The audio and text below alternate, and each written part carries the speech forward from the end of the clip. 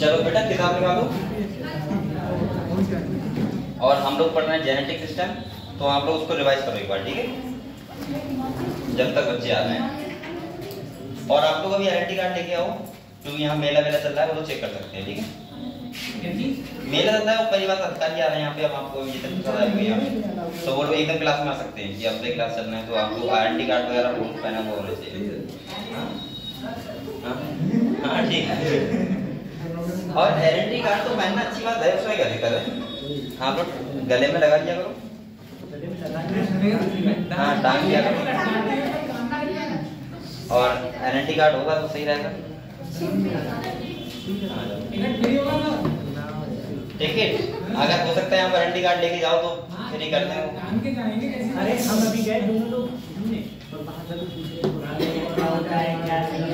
मैंने ये बोला है। हाँ सर मिल जाए, हमारे स्टाफ का मामला है, हम मिल सकते हैं फ्री, लेकिन हमें मैं मेरा देखने आता नहीं कभी चाहिए। खाना भी कर लेता कहाँ खाना भी करता है। ठीक ठीक चल रहा बेटा, चलो चलो। तो आप लोग जेनेटिक्स को एक बार रिवाइज करो। हम लोगों ने डाई हैबिट क्रॉस पढ़ लिया है। और बेटा बातें मत करो, आज थोड़ा सा मुझे खांसी भी है तो मैं तेज बोल नहीं पाऊंगा, ठीक है। आप लोग आराम से, नहीं बोलना तो पड़ेगा। हालांकि मैं सुबह से 3 बार दवा खा चुका हूँ, इसे कर से अंदर बढ़ा दूंगा आगे। सुबह 9 बजे सुनो सुनो सुनो तो सुबह 9 बजे सुन तो ले। सुबह सुनो तो सुबह 9 बजे, इसके बाद 1 घंटा के बाद 1 घंटे कौन सी खाई ये तो बताओ। अरे मुझे नाम नहीं पता है। 5 बजे हो तो 5 नहीं खाई। इसके बाद सुन ले पहले, इसके बाद 1 बजे, फिर 1 घंटे बाद अब आया हूँ यहाँ पे, तो 4 बार खाली, 3 बार गलत बोल रहा हूँ। गैस का कोई खाया हो? हाँ ठीक है तुम तैयारी करो बेटा। तो आप लोग पढ़ लो जल्दी से। हम लोगों ने मोनो हैबिट क्रॉस पढ़ लिया है, और हमने क्या पढ़ लिया है, डाई हैबिट क्रॉस। तो एक बार जल्दी से रिवाइज करो।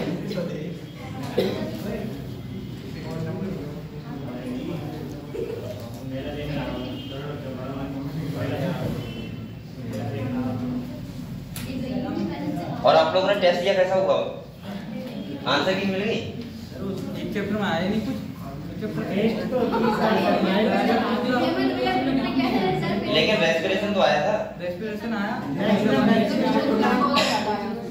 तो क्वेश्चन हो गए पहले, हो गए नहीं होगा, कम हो गए।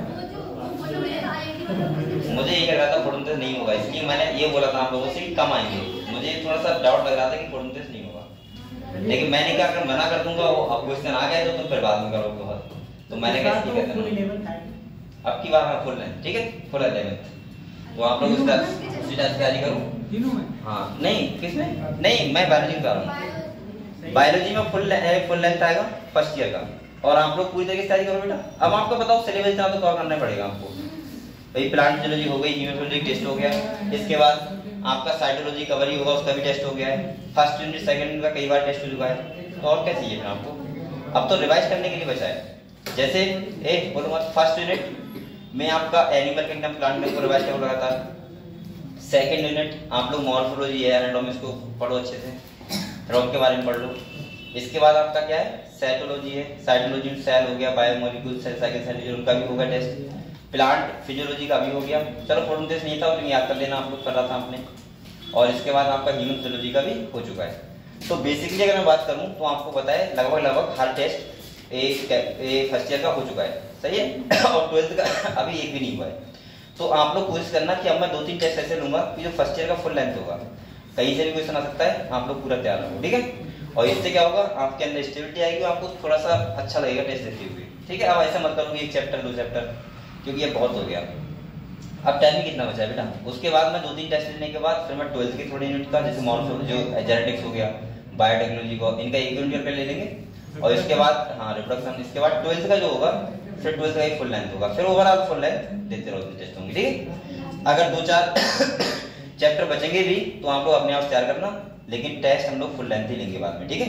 जिससे आपके कम से कम बेटा फर्स्ट ईयर और 12 दोनों के लगभग लगभग आपके 10 टेस्ट ऐसे हो जाए फुल लेंथ हो जाए, तो आपको ज्यादा कुछ सीखने को मिलेगा, ठीक है। और 10 टेस्ट के लिए मतलब है लगभग लगभग आपके पास 2 मंथ होने चाहिए, 2 मंथ पहले से आपको करवाना पड़ेंगे फुल लेंथ, ठीक है। हर शनिवार को लोगे तब भी 4 ही होंगे, तो इसका मतलब ये है कि 4 दूनी 8 और 2 मंथ, यानी कि मैं मार्च से लगभग में आपको फुल लेंथ देना स्टार्ट कर दूंगा, ठीक है, मार्च से। तो अभी आप फर्स्ट ईयर पढ़ो फुल लेंथ, इसके बाद हम लोग 12th के देंगे टेस्ट, और उसके बाद मार्च से आपको हर टेस्ट फुल लेंथ, ठीक है। कोई मतलब नहीं, कहीं से क्वेश्चन आए आप लोग करना होगा, और फिर उसमें आपको अपना एक्चुअली पता लगेगा कि हम लोग कितने नंबर ला सकते हैं और आप लोग कितने नंबर अपने आ रहे हैं हमारे, ठीक है।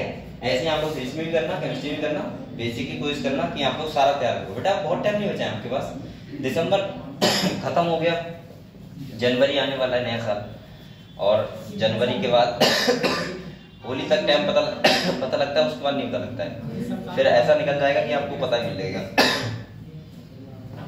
तो जनवरी को पूरा यूटिलाइज करो, फरवरी करो, मार्च करो, अप्रैल करो, ठीक है, और मई में तो आपका पेपर ही होगा।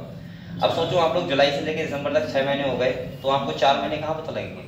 अब तो आप लोग ऐसा समझ लो कि आप लोगों को पढ़ना ही पढ़ना है बस, और 4-5 मंथ ऐसे पढ़ो कि बिल्कुल पढ़ाई में ही खो जाओ कि हमें कहाँ कहाँ डाउट है हमारे, क्या क्या आप पे उन्हें लिखो कॉपी पे कि मेरे बायोलॉजी में कहाँ कहाँ पे डाउट रह रहे हैं, ठीक है। उनको दोबारा पढ़ो, 3 बार पढ़ो, 4 बार पढ़ो, उनके क्वेश्चन बार बार लगाओ, क्लियर हो जाएंगे। आपको मैंने कहा था एग्जाम्पल्स की कॉपी बना लेना, जितने भी एग्जाम्पल हैं फर्स्ट ईयर और 12th में उनकी कॉपी बना लो। तो ये सब आपको करना होगा, ठीक है, तभी आप लोग एक पूरी तरीके से तैयार होंगे, ठीक है। तो देखो मैंने आपको क्या पढ़ाया है इसमें, एक बार फिर देखते हैं, और मैं आपको समझा रहा हूँ अभी कि ये चैप्टर बहुत इंपॉर्टेंट है बेटा, सही है, जो हम लोग पढ़ रहे हैं inheritance and variation, principles of inheritance and variation. मैंने कहा था कि फादर ऑफ जेनेटिक्स से बोलते हैं मेंडल को।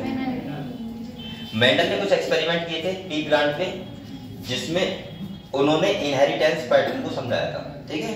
तो जिसमें उन्होंने पहला ग्राफ किया था मोनोहाइब्रिड प्रोसेस में, हमने देखा था बेटा, मैंने आप लोगों को बताया था, अब बातें मत करो भी। मैंने आपसे कहा था जो मेंडल थे उन्होंने सबसे पहले किसको लिया था बेटा, पी प्लांट को लिया था, और उन्होंने देखा इसमें 7 कंट्रास्टिंग कैरेक्टर हैं, कितने 7, और 7 अगर कंट्रास्टिंग कैरेक्टर हैं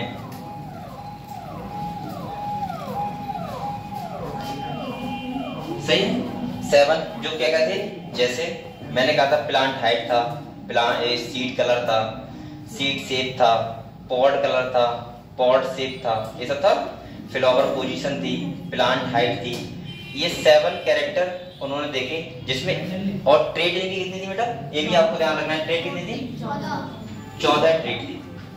ट्रेड का मतलब होता है कि वो जो कैरेक्टर है वो कितने ट्रेड में इन्फ्लुएंस हो रहा है, सही है। जैसे स्टेम हाइट है तो 2 ट्रेड में इन्फ्लुएंस होती है, एक तो होगा टॉल प्लांट या तो क्या होगा ड्वार्फ होगा, सही है। जैसे सीड शेप ले लो, या तो कैसी होगी बेटा राउंड होगा, या फिर कैसा होगा रिंकल्ड होगा। अच्छा ट्रेड का मतलब आप लोग ऐसा समझ सकते हो बेसिकली, अगर देखा जाए तो कि अगर मान लीजिए मैं कलर लूं, क्या ले लूं कलर, जैसे अगर मैंने सीड कलर लिया, क्या लिया बेटा, और सीड कलर होते 3 टाइप के, तो इसका मतलब ट्रेड कितनी हो जाती, 3, कितनी जाती 3। तो मैं यहाँ ऐसे बोल सकता हूँ कि यहाँ पे इन्होंने 14 ट्रेड ली थी और 7 कंट्रास्टिंग कैरेक्टर लिए थे, ये क्लियर है आप लोगों को। इसके बाद मेंडल ने सबसे पहले जो क्रॉस करवाया वो करवाया मोनोहाइब्रिड क्रॉस, क्या करवाया, तो मैं एक बार रिवाइज करवा दे रहा हूँ, मोनोहाइब्रिड क्रॉस, सही है, फिर हम लोग अगले बढ़ते हैं। आप लोगों ने देखा था बेटा यहाँ पे मैंने आप लोगों को बताया था कि जो मोनोहाइब्रिड क्रॉस होता है इसमें मेंडल ने क्या किया था, एक कैरेक्टर को लिया जिसपे उन्होंने फोकस किया पूरा, और उसको देख के उन्होंने क्या करवाया, क्रॉस करवाया, ठीक है।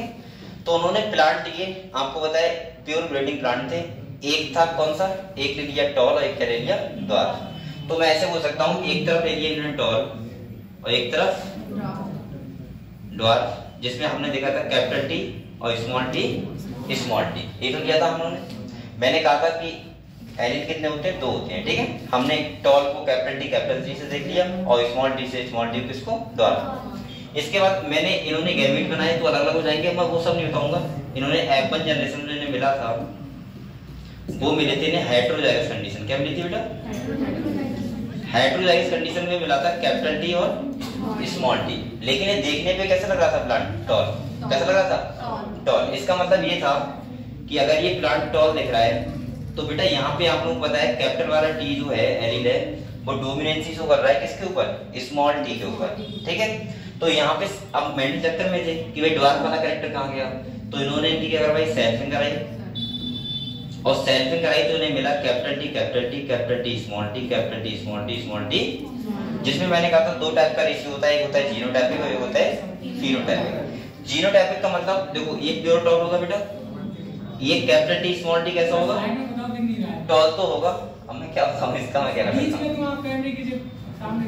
चलो देखो ये तो मेरा था capital T capital T capital T small T capital T small T small T. अब देख रहे हैं? अब उधर वाले बच्चों को कुछ नहीं दिख रहा होगा। चलो जरा देखो बेटा, समझ लो। ठीक है, समझ पा रहे हैं?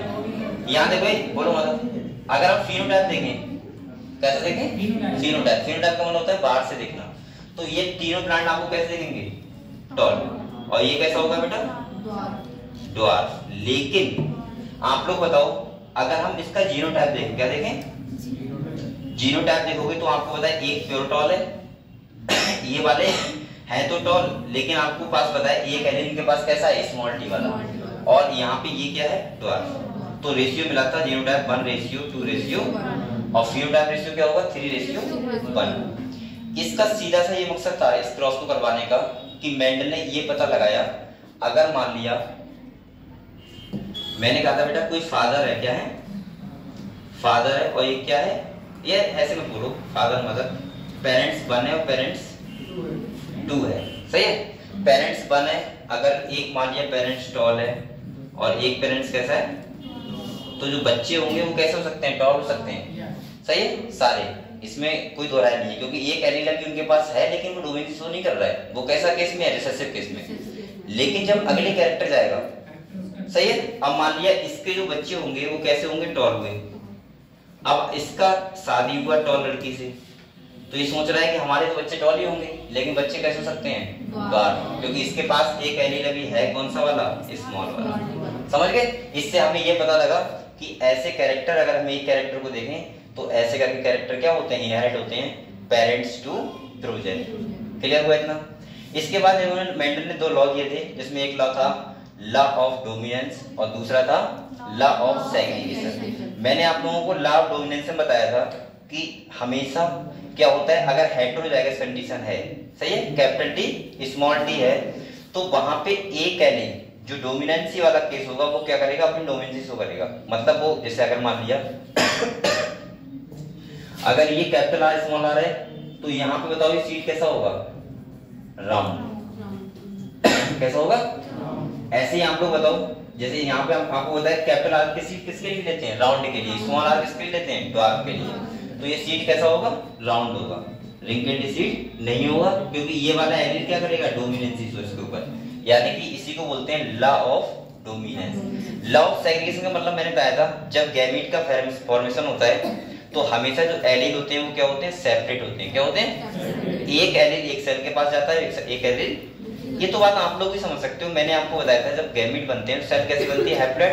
और हैप्लॉइड का मतलब होता है एक पेयर से एक क्रोमोसोम एक सेल के पास और एक क्रोमोसोम दूसरी सेल के पास। यानी कि 50% जो होते हैं वो, जैसे अगर मैं हेटेरोगैमेटिक केस लूं मेल का, तो आपको पता है हमारे पास जो होते हैं 44+XY क्रोमोसोम होते हैं। ठीक है, तो 22+X वाले होंगे 50% और 22+Y वाले होंगे 50%। यानी कि एक सेट का एक क्रोमोसोम आता है एक सेल में, एक क्रोमोसोम का एक सेट आता है एक अलग सेल में। समझ गए आप लोग? तो ऐसे यहाँ पे जब गैमीट का फॉर्मेशन होता है तो एलील क्या हो जाते हैं? सेपरेट। इसीलिए इस लॉ को बोला था लॉ ऑफ सेग्रीगेशन। क्लियर हुआ इतना?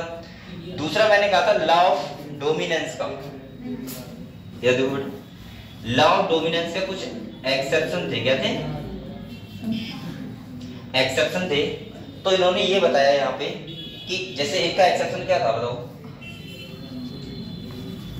पहला था इनकम्प्लीट डोमिनेंस। क्या था बेटा? Incomplete dominance. और दूसरा कौन सा था? इसका मतलब क्या था? देखो, इनकम्प्लीट डोमिनेंस का नाम से नहीं पता लग रहा है आपको क्या? इनकम्प्लीट का मतलब क्या है कि पूरी तरीके से डोमिनेंस शो नहीं होगी। यहाँ पे देखा था एक फ्लावर था स्नैपड्रैगन, या मैं बोल सकता हूँ डॉग फ्लावर, जहाँ पे प्लांट में दो टाइप के फ्लावर आते हैं, कुछ प्लांट में फ्लावर आते हैं रेड टाइप के, कुछ में आते हैं व्हाइट टाइप के।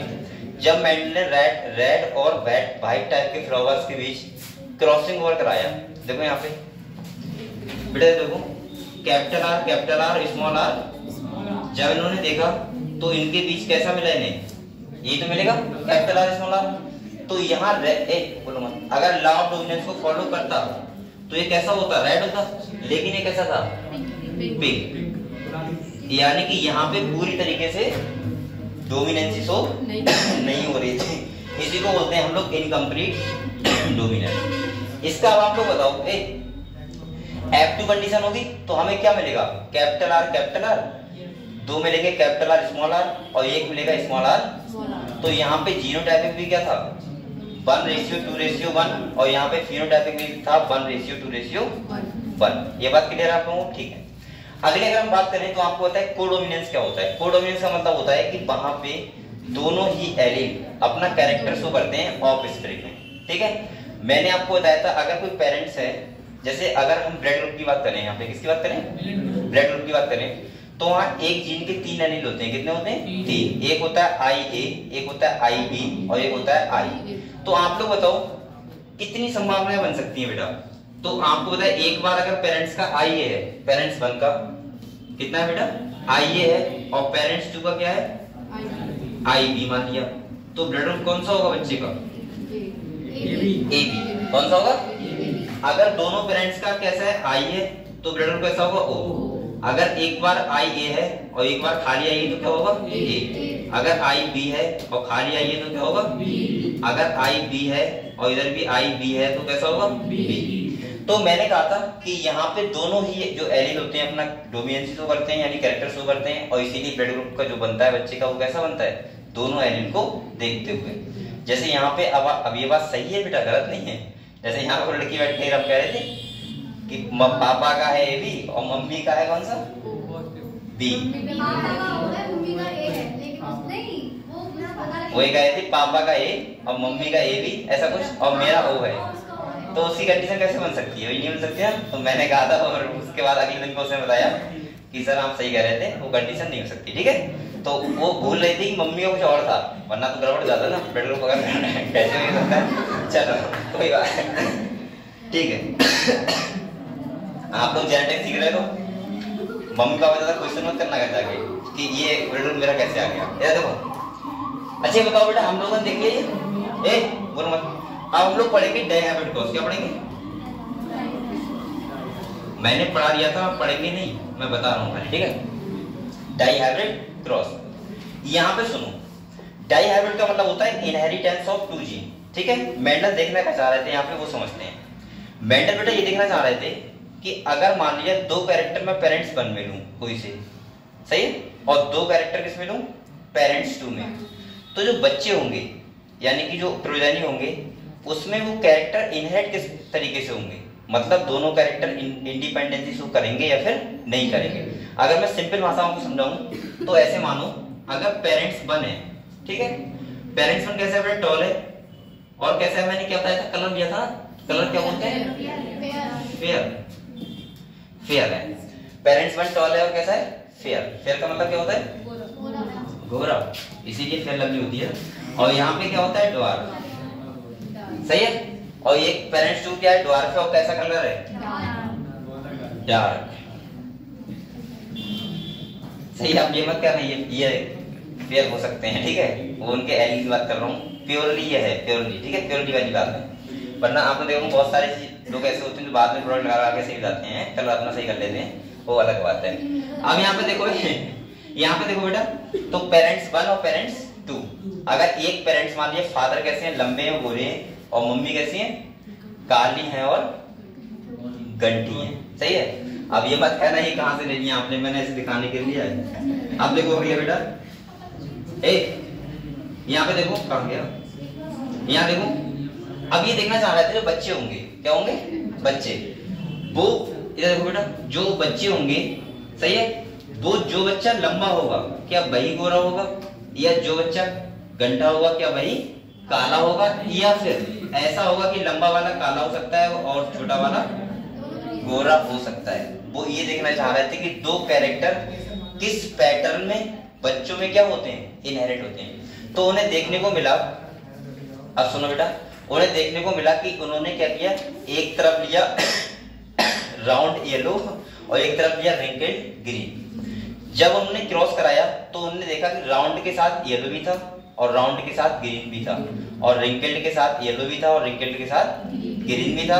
मैंने आपको बताया रेशियो जो आया बेटा वो आया था 9:3:1, यानी कि ये कैसे थे बेटा, राउंड येलो, ये कैसे थे, राउंड ग्रीन, ये थे येलो ग्रीन और ये था रिंकल्ड ग्रीन, ये था। अब देखो एक बार देख लेते हैं थोड़ा सा इस डिटेल बेटा। यहाँ पे देखो ये कैसे हो गया, यहाँ पे देखो क्रॉस से दिखाऊं क्या दोबारा करा के बताओ, डायहाब्रिड क्रॉस आता है हम लोगों को, सबकी बच्चे को नहीं आता है, बताओ कितने बच्चों को नहीं आता है यहाँ पे डायहाब्रिड क्रॉस, डायहाब्रिड क्रॉस किसे से नहीं आता है, अरे इनहेरिटेंस ऑफ टू जीन, द्विसंकरण आता है। चलिए मैं थोड़ा सा एक्सप्लेन कर दे रहा हूँ, ठीक है आपको। देखो इधर देखो बेटा, इन्होंने यहाँ दिया था सीड शेप, क्या दिया था, और दूसरा दिया था सीड कलर।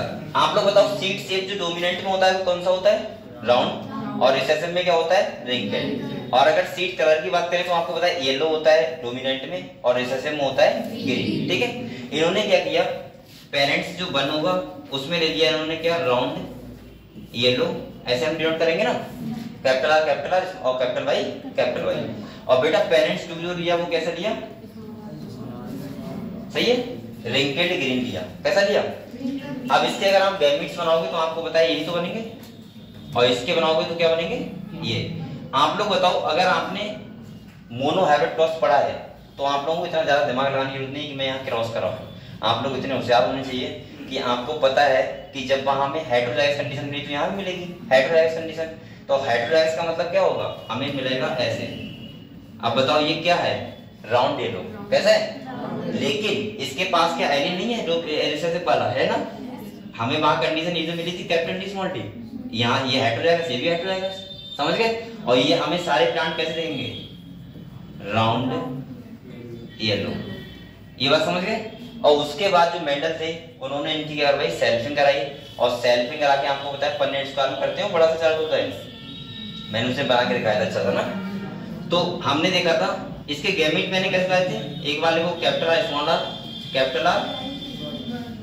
आर, और एक बार कैपिटल वाई और स्मॉल वाई, ये गैमेट बन गए। और एक मेल के एक तरफ फीमेल के करके और क्रॉस करा दो, और क्रॉस कराओगे तो आप लोगों को रेशियो मिलेगा क्या, 9:3:1, जिसमें आपको पता है राउंड येलो कितने होंगे, 9, कितने होंगे बेटा, राउंड येलो होंगे 9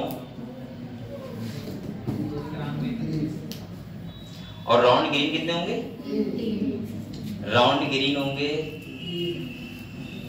होंगे 3, और wrinkled green, sorry round green और रिंकल्ड येलो कितने होंगे 3, और रिंकल्ड ग्रीन कितना होगा 1। ये हमें रेशियो मिला था। अच्छा ये बताओ पेरेंटल जनरेशन में हमने क्या लिया था, राउंड येलो लिया था और क्या लिया था, रिंकल्ड ग्रीन लिया था। लेकिन आप लोग ये बताओ मुझे नए कैरेक्टर कितने कौन से मिले नए वाले, तो वो राउंड ग्रीन और रिंकल्ड येलो, यानी कि इसीलिए इन्होंने लॉ दिया था लॉ ऑफ इंडिपेंडेंट असॉर्टमेंट। मतलब जो कैरेक्टर होते हैं वो बच्चे में इंडिपेंडेंसी शो करते हैं, एक कैरेक्टर दूसरे के ऊपर निर्भर नहीं रहेगा। ऐसा नहीं है कि मम्मी अगर घंटी है और काली है तो जो बच्चा घंटा होगा वो काला ही होगा, वो गोरा भी हो सकता है, और जो लंबा वाला है वो काला ही बच्चा हो सकता है। तो इसका मतलब समझ गए कि दो कैरेक्टर कैसे करके पेरेंट्स से किसी बच्चे में इनहेरिट होते हैं, समझ गए आप लोग, ठीक है। तो ये क्लियर हुआ डायवर्ट क्रॉस। तो अब हम लोग पढ़ेंगे लॉ ऑफ इंडिपेंडेंट असॉर्टमेंट। तो किताब निकालो।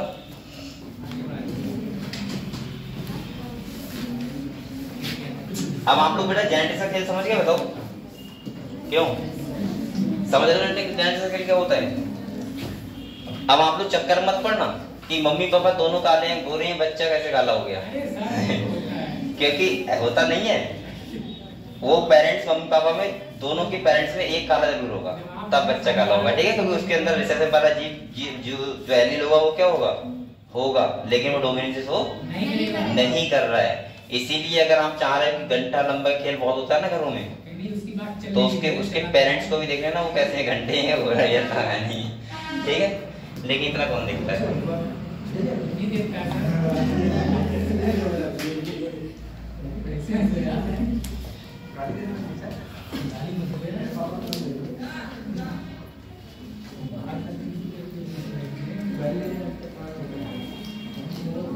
टेस्ट कितने बच्चों ने दिया था यहाँ पे? कितने नहीं दिया टेस्ट दो? किसने नहीं दिया है? आप लोगों ने नहीं दिया था? क्यों नहीं दिया था?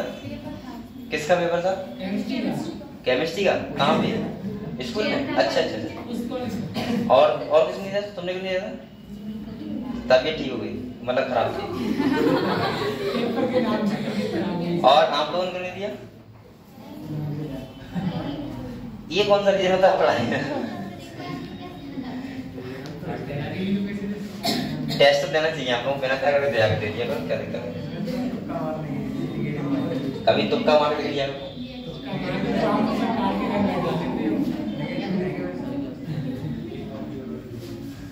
टेस्ट से आप लोग मत छोड़ा करो बेटा, ये बहुत गंदी आदत होती है। अच्छा ये पता है आप लोग टेस्ट क्रॉस? टेस्ट क्रॉस जानते हैं क्या होता है? टेस्ट क्रॉस का मतलब होता है हम लोग पता लगाते हैं कि डोमिनेंट कैरेक्टर कौन सा होता है। सही है? इसका मतलब देखो क्या होता है, देखो देखो यहाँ देखो बेटा, मैंने कैसे बताया था, कैसे पता लगाएंगे? देखो मैंने ये कहा था पहली बात तो तुम क्रॉस कराओ, टॉल और ड्वार्फ पे करवाया। एफ1 जनरेशन में जो होगा तुम्हें टॉल मिले प्लांट सारे, तो इसका मतलब टॉल क्या है? डोमिनेंट कैरेक्टर, ठीक है। लेकिन वो कैसे, देखो हम टेस्ट क्रॉस कैसे करेंगे? देखो आप लोगों ने मैंने बताया था अगर तुम ऐसे कर सकते हो, यहाँ देखो मैंने बोला था अगर आपने कैपिटल टी स्मॉल टी लिया है पेरेंटल जनरेशन में, और एफ1 जनरेशन में क्या आएगा? कैपिटल टी स्मॉल टी, एक तो आएगा। हमें कौन सा कैरेक्टर नहीं मिला? ड्वार्फ वाला, वही तो नहीं मिला। उससे ही क्या कराओ? क्रॉस करा दो। सही है? अब देखो इसका कराओगे कैपिटल टी स्मॉल टी, इसका कराओगे तो कैपिटल टी, इसका कराओगे तो स्मॉल टी और इसका स्मॉल टी। तो देखो यहाँ पे ये टॉल होंगे, ये कैसे होंगे? ड्वार्फ।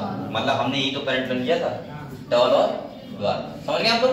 तो हमें रेशियो कितना आना चाहिए? 1:1। इसका मतलब ये है कि हमारा क्रॉस बिल्कुल ठीक है, कोई मिस्टेक उसमें नहीं है। तो देखो यहाँ पे भी देख सकते हो आप लोग बड़े आराम से, ये देखो ये बोलो मत, यहाँ पे उन्होंने होमोजाइगस कंडीशन ली है रिसेसिव में। क्या ली है? होमोजाइगस का मतलब होता है सेम। सही है? और रिसेसिव दिया है तो लिखा है इन्होंने स्मॉल डब्ल्यू यानी कि व्हाइट लिखा है। अब इन्होंने देखो डोमिनेंट फिनोटाइप है ये, कैसे है? तो यहाँ पे देखो एक तरफ ने लिया है क्या कंडीशन? कैपिटल डब्ल्यू यानी कि, और एक तरफ क्या लिया? हेटेरोजाइगस। सही है? तो यहाँ देखो इन्हें 1:1 मिला है, और यहाँ पे इन्हें 1:1 नहीं मिलेगा क्योंकि सारे वायलेट होंगे ना। क्योंकि हमें कौन सा डोमिनेंस शो कर रहा है? डोमिनेंट कैरेक्टर वायलेट वाला। कौन सा है? वायलेट। तो इसीलिए हमें यहाँ पे 1:1 मिल जाएगा। यहाँ पे कोई नहीं मिला बेटा। एक बार बताओ आप लोग, अगर यहाँ पे इसलिए नहीं मिला कि इन्होंने, ये तो कैरेक्टर हमें पहले से था अगर मैं देखूं तो। एक बार बताओ, इधर देखो कैपिटल टी स्मॉल टी हमें मिला था हेटेरोजाइगस, सारे प्लांट लंबे थे। अब बेटा अगर आप लंबे वाले से कराओगे क्रॉस, फिर से जो कैरेक्टर है उसी से कराओगे, तो आप लोग बताओ टॉली तो आएंगे सारे प्लांट। देखो तो आप लोग कैसे पता जाएगा? देखो आगे सारे टॉल, तो तुम्हें कैसे पता लगेगा डोमिनेंट कैरेक्टर कौन सा है? नहीं पता लगेगा ना। हमें तब पता लगेगा जो हमें नहीं मिला है उससे कराएंगे। समझ गए? तो इसीलिए यहाँ पे सारे कैसे है? वायलेट है, और वहां पे आधे व्हाइट और आधे वायलेट। चलो ठीक है, अगले बढ़ते हैं हम लोग। और आप लोग बेटा किस क्लास को मिस मत किया करो, ठीक है? जेनेटिक्स में करोगे तो आप लोग दिक्कत होगी। देखो यहाँ पे डायवर्ट क्रॉस है ये। अच्छा ये बताओ ये सब पढ़ाओ क्या है? ये लिखा हुआ है, वो बता दो दिया कोई तो है। ये कहानी बस यही बात है, सब टोटल ये सही है। यहाँ देख लो एक बार, देख लो ये कौन सा क्लास क्रॉस है? डाइहाइब्रिड। यहाँ देखो, यहाँ मैंने पेरेंटल जनरेशन में राउंड येलो लिया है, और कौन सा लिया है? रिंकल्ड ग्रीन ये लिया है। यानी कि एक तरफ डोमिनेंस और एक तरफ रिसेसिव केस लिया है। ट्रू ब्रीडिंग कैसे होंगे? राउंड येलो, और ट्रू ब्रीडिंग कैसे होंगे? Wrinkled green. ठीक है? मैं सिंबलाइज करता हूँ कैसे, capital R capital R capital Y और यहाँ पे करूंगा स्मॉल आर स्मॉल वाई। ठीक है, आप लोग पता है गैमेट्स बनाओगे तो कैपिटल आर कैपिटल वाई इधर बनेगा और स्मॉल वाई इधर बनेगा। जब आप क्रॉस कराओगे तो आपको मिलेंगे राउंड येलो। कैसे मिलेंगे? सारे प्लांट राउंड येलो दिखाई होंगे आपको। ये देखो, ये तो आप देख रहे हो तो आप तो रिजल्ट देख रहे हो, लेकिन अगर आप प्लांट देखोगे बगीचे में तो वो कैसे होंगे? सारे राउंड और येलो। और लेकिन कंडीशन कौन सी होगी? हेटेरोजाइगस, क्योंकि F1 जनरेशन में कैसे मिलती है? हेटेरो। तभी तो मैं कह रहा हूं कि लॉ ऑफ डोमिनेंस को फॉलो करते हैं। अगर लॉ ऑफ डोमिनेंस को फॉलो नहीं करते तो हेटेरोजाइगस कंडीशन कोई और बन जाती। हमें ना तो राउंड दिखता ना ही ना तो राउंड दिखता ना ही रिंकल दिखता, बीच का कलर दिखता, लेकिन यहाँ पे लॉ ऑफ डोमिनेंस शो होती है। इसीलिए कैसा दिख रहा है बताओ? Round yellow capital R small r capital Y. अब इन्होंने क्या कहा? सेल्फिंग कराई तो इन्हें ये रिजल्ट मिले जो कल मैंने आपको बना के बहुत अच्छे से दिखाया था। इसमें क्या होता है? ये हमने ले लिया, सुनो, एक तरफ ले लिए मेल, एक तरफ ले लिए एक तरफ मेल और एक तरफ फीमेल। ठीक है, अब यहाँ देखो ये कैपिटल आर, इसमें हम क्या करते हैं? इसमें इसको लेंगे। ठीक है, इस वाले में इसको और इसको, इस वाले में इसको और इसको, ये तो पता है। ठीक है, और आपका जो रेशियो आएगा वो आएगा 9:3:1। आपसे पूछ सकता है कि न्यू कॉम्बिनेशन किस रेशियो में मिले, तो आपको बताना होगा 3:3 में। अगर सिंपल फॉर्म इसके लिखोगे तो 1:1। समझ गए? वो ऐसे भी कौन पूछ सकते हैं आपसे कि बताओ, ऐसे पूछ लेगा वो कि बताओ 1000 प्लांट राउंड रिंकल्ड वाले हैं, सही है, और 1000 प्लांट कौन से हैं? रिंकल्ड ग्रीन वाले हैं। तो बताओ जो F2 जनरेशन प्लांट बनेंगे वो राउंड ग्रीन वाले कितने बनेंगे? तो सिंपल सा है, आप लोग रेशियो से आराम से कर सकते हो। ठीक है, इसका 9:3:3:1 होता है। क्लियर हुआ? ठीक है, और ऐसे क्वेश्चन देने की संभावना है कि ऐसे पूछेगा, जैसे मोनो हाइब्रिड क्रॉस है, उसमें एक तरफ कैपिटल टी, एक तरफ स्मॉल टी। ठीक है, उन्होंने कह दिया 500 प्लांट कौन से हैं?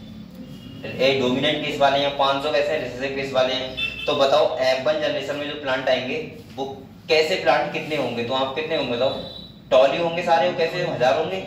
अगर हम बात करें F2 जनरेशन में तो कितने होंगे? ड्वार्फ होंगे 250 और 750 कैसे होंगे? टॉल होंगे। तो आप बता सकते हो ऐसे? ठीक है, हम लोग पढ़ते हैं लॉ ऑफ इंडिपेंडेंट असॉर्टमेंट। इन्होंने डाइहाइब्रिड क्रॉस करा के दिया था लॉ ऑफ इंडिपेंडेंट असॉर्टमेंट। अच्छा, असॉर्टमेंट का मतलब क्या होता है बेटा? यानी कि मैं बोल सकता हूँ ट्रांसफर होना, और इंडिपेंडेंस मतलब स्वतंत्र रूप से। तो आपने इन्होंने देखा, देखो मोनो हाइब्रिड क्रॉस किया था तो 2 लॉ दिए थे, लॉ ऑफ डोमिनेंस और दूसरा बेटा लॉ ऑफ सेग्रीगेशन। और जब इन्होंने क्या करवाया डाइहाइब्रिड क्रॉस तो 1 लॉ दिया था जिसे बोलते हैं लॉ ऑफ इंडिपेंडेंट असॉर्टमेंट। ठीक है, तो देखो इसमें क्या क्या लिखा हुआ है, देखते हैं एक बार। देखो मैंने आपको ये तो बता दिया आप लोगों की लॉ ऑफ इंडिपेंडेंट असॉर्टमेंट क्या कहता है, हिंदी में बोलते हैं स्वतंत्र अभ्युहन का नियम। यहाँ पे ये कहता है कि जो कैरेक्टर होते हैं, पेरेंट्स 1 के थे, पेरेंट्स 2 के थे, दोनों कैरेक्टर जो अगर हमने दो कैरेक्टर लिए हैं तो वो बच्चों में जो ट्रांसफर होंगे वो स्वतंत्र रूप से होंगे। कैसे होंगे? स्वतंत्र रूप से होंगे, यानी कि इंडिपेंडेंसी शो करेंगे। ऐसा नहीं है कि अगर इंडिपेंडेंस शो नहीं करते तो हमें 9:3:1 मिलता, क्या नहीं मिलता ना, हमें कोई 2 रेशियो मिलते, खाली बात खत्म। यहाँ पे हमें 4 फिनोटाइप क्यों मिले हैं? क्योंकि बेटा नए कैरेक्टर हमें नए कॉम्बिनेशन देखने को मिल रहे हैं। समझ गए आप लोग? ठीक है, तो इसको पढ़ते हैं। देखो क्या कह रहे हैं, कह रहे हैं इन द डाइहाइब्रिड क्रॉस। अब आप लोग देखो डाइहाइब्रिड क्रॉस को माइंड में रखो, ठीक है, आप लोग पूरा वही लिखा हुआ होगा। कह रहे हैं द फिनोटाइप, हमें कौन सा मिला बेटा बताओ? फिनोटाइप का मतलब क्या होता है? जो हमें देखने पे दिखता है।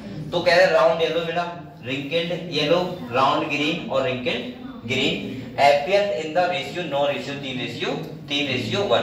ये तो मिला था हमें, कौन सा?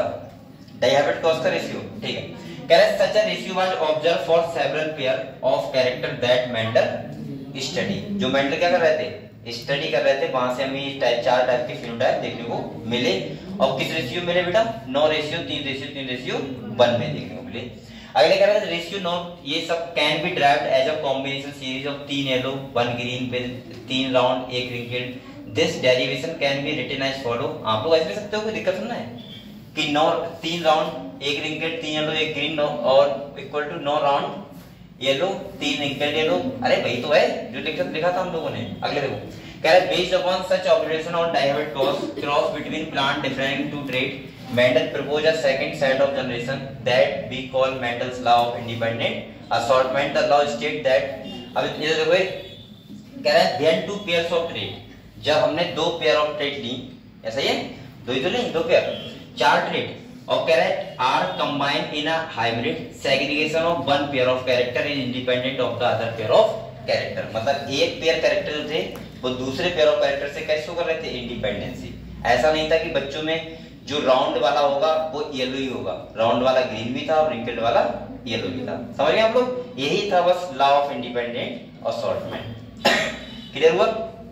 मैंने आपको ये समझाने के लिए आपको एनिमल के केस में अच्छे समझा दी। मैंने आपको क्या समझाया? मैंने कहा यहाँ पे ऐसे पता लगता है हमें कि अगर फादर और मदर को देख के हम आराम से पता लगा सकते हैं। ऐसा नहीं कि फादर अगर लंबे हैं गोरे हैं या मम्मी लंबी है गोरी है और पापा कैसे हैं काले हैं और घंटे हैं, तो बच्चा जो घंटा होगा वो काला ही होगा। नहीं, घंटा वाला लंबा भी हो सकता है, सॉरी घंटा वाला गोरा भी हो सकता है और गोरा वाला घंटा भी हो सकता है। क्लियर हुआ? ठीक है, अगले देखो बेटा, कह रहे थे Punnett square can be effectively used to understand the independent segregation of the 2 pair of genes during meiosis and the production of egg and pollen in the F1 capital R small r capital Y small y plant। आपको बताया F1 हमें ये तो मिला था, hetero जो है condition मिली थी F1 में, क्या मिली थी? हेट्रो, और ये क्या है? Round yellow. अच्छा, ये सभी बच्चों को इतना इतना देखो बेटा, कुछ बच्चे यहाँ ऐसे भी डॉक्टर होंगे। अगर मैं ये लिख रहा हूँ, सही से बताना, जिसको ना बताओ मैं बताऊंगा। अगर मैं ये लिख रहा हूं तो मैं इसको राउंड येलो क्यों बोल रहा हूं? कितने बच्चों को नहीं पता ये बात? मैं इसे क्या बोलूंगा भाई? इसे राउंड येलो क्यों बोलूंगा? तो मैं इसे राउंड येलो क्यों बोल रहा हूं? क्योंकि यहाँ स्मॉल वाला तो है ना, स्मॉल आर स्मॉल वाई है, लेकिन क्यों बोल रहा हूं बताओ? कितने बच्चों को पता है? पता किसे नहीं बताओ? अच्छा, तुम्हें नहीं बताया, तुम्हें नहीं बताया, तुम्हें नहीं बताया ये राउंड येलो क्यों बोल रहे हैं इसे? चलो, तुम पहली बार आए? क्या नाम है? अभिषेक। अभिषेक, ठीक है। 12th हो गया? 11th है तो बेटा डेली आओ और पढ़ाई करो मेहनत से, ठीक है? और किसी से नहीं बताया? बता मेरा, और सबको बताया? पूछ लूंगा मैं, पूछें? चलो पूछूंगा नहीं, लेकिन बता दे रहा हूँ, ठीक है? मैं अगर पूछता हूँ तो फिर बच्चों को नहीं बताता तो लगता है यार कि थोड़ा सा बच्चों को सही नहीं लगता। याद रखो पहले, ठीक है? एक बेटा इसे हम राउंड येलो इसलिए बोल रहे हैं, सुनो ध्यान से, क्योंकि हमने आप लोग बताओ जब मैंने 7 कैरेक्टर लिखवाए थे तो वहां पे डोमिनेंट और रिसेसिव कैसे लिखवाया था अलग? मैंने कहा था राउंड हम कब लेते हैं? डोमिनेंट में, और रिंकल लेते हैं रिसेसिव में। सीड कलर में हम डोमिनेंट कब लेते हैं? येलो, और रिसेसिव क्या लेते हैं? ग्रीन। सही है? मैं ये देखो, मैंने राउंड के लिए हमेशा बोल रहे हैं आप लोगों को, हम लिखते हैं कैपिटल आर, और बेटा रिंकल के लिए क्या लिखेंगे? Small are.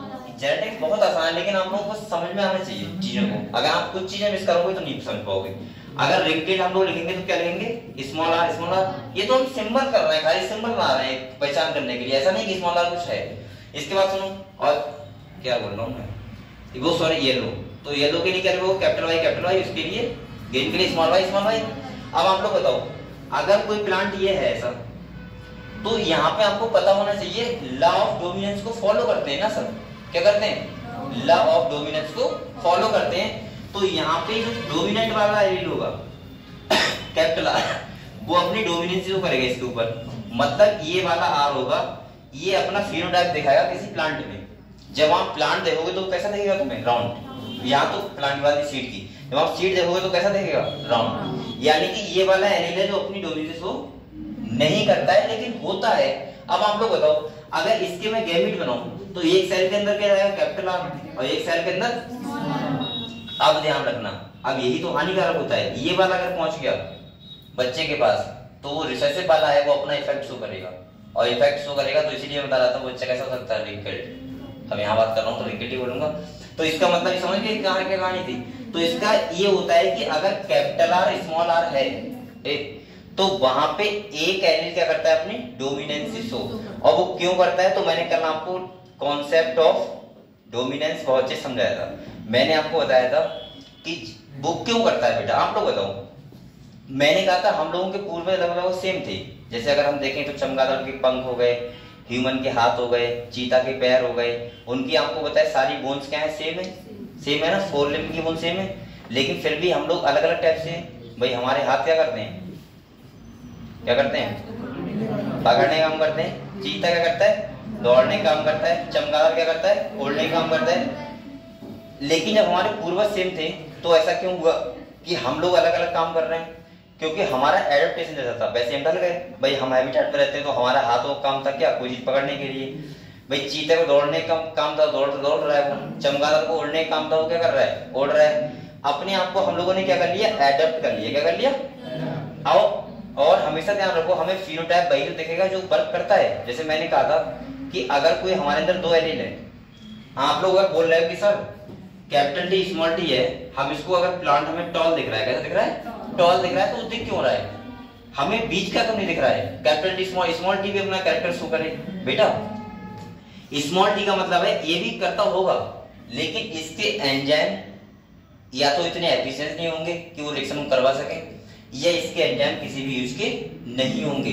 तभी तो ये कैपिटल टी वाला अपना कैरेक्टर शो कर रहा है, क्योंकि इसके पास वो एंजाइम्स हैं जो किसी भी रिएक्शन को करवा सकते हैं और वो फिनोटाइप रिजल्ट दे सकते हैं। समझ गए? जैसे सिंपल सा मैंने कल एग्जांपल बताया था, मैंने दो भाई होते हैं, अगर एक बड़ा भाई होता है, कौन सा होता है, छोटा भाई, सही है। घर वाले दोनों को बराबर पढ़ाए, अगर मान लिया धोखे से छोटा भाई पढ़ नहीं पाया या उसका पढ़ाई में दिमाग नहीं है, बड़े भाई का दिमाग है वो पढ़ गया, तो आप लोग बताओ घर में जो डोमिनेंस शो करेगा वो कौन सा करेगा, बड़ा भाई।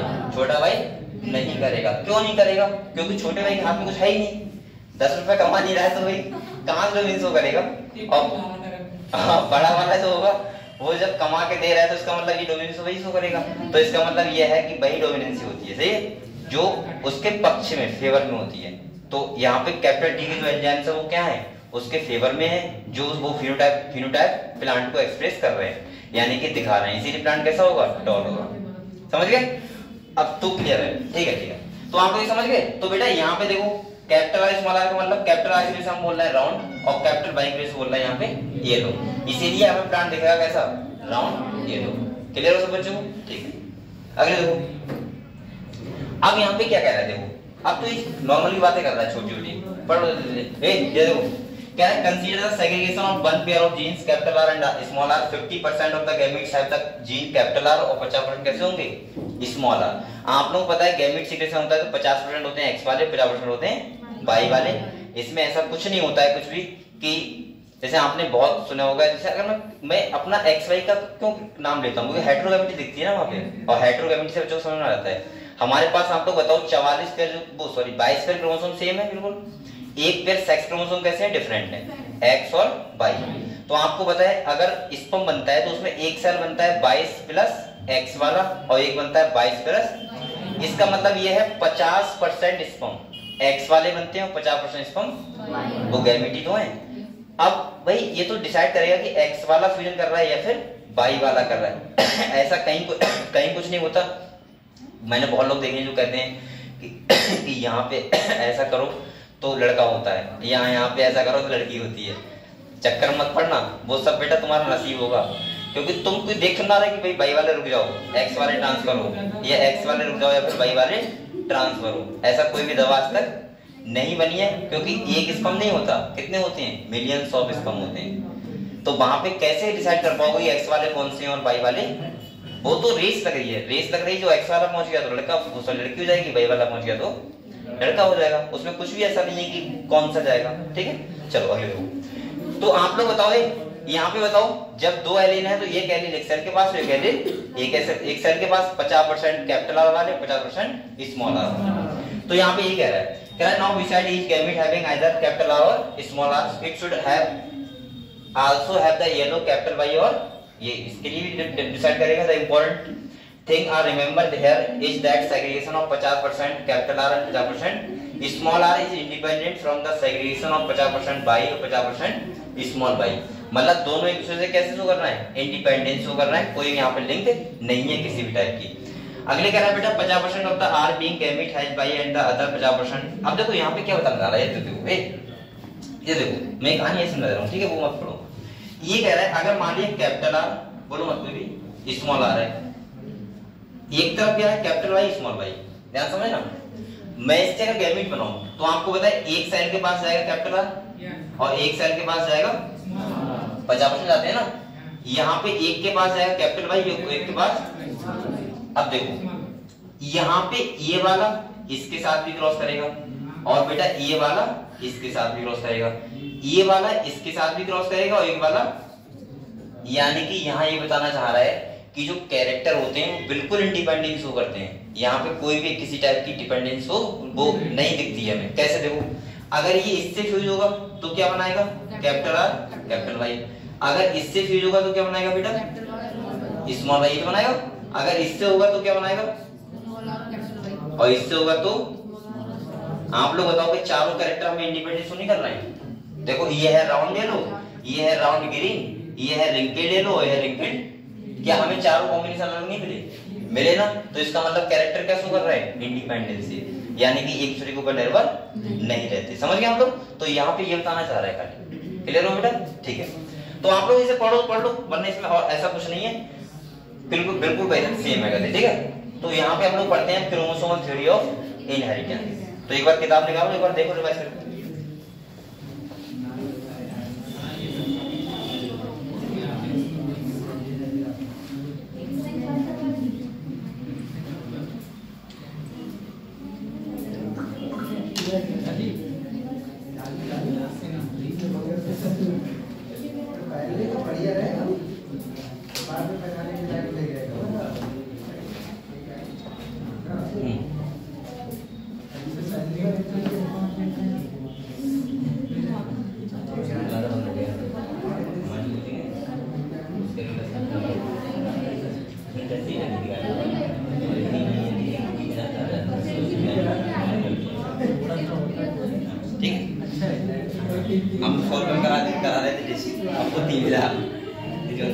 चलो ठीक है बेटा, कोई बात नहीं। हम लोग नई थ्योरी पढ़ते हैं, क्रोमोसोमल थ्योरी ऑफ इनहेरिटेंस। इसको पहले समझते हैं कहती क्या, ठीक है, फिर हम अगले समझ में आएगा। इसका नाम पहले देखो क्या लिखा हुआ है, कह रहा है क्रोमोसोमल थ्योरी ऑफ इनहेरिटेंस। मतलब ये हुआ, देखो जब मेंडल ने ये सारे एक्सपेरिमेंट किए थे, क्या किए थे, ये सारे एक्सपेरिमेंट किए थे, तो उस टाइम पे कि उन्हें क्रोमोसोम, जीन, इन सब की नॉलेज नहीं थी। किसकी नहीं थी, जीन्स की और क्रोमोसोम की।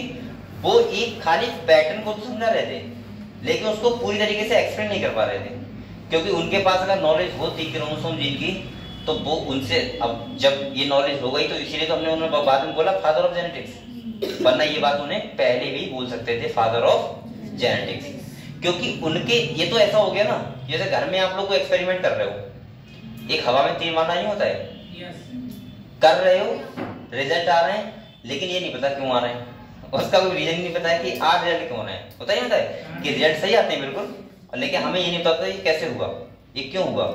वो उस चीज को अच्छे से एक्सप्लेन नहीं कर पा रहे थे, क्योंकि क्रोमोसोम के पैटर्न को नहीं जानते थे कि कैसे करके वो ट्रांसफर होते हैं।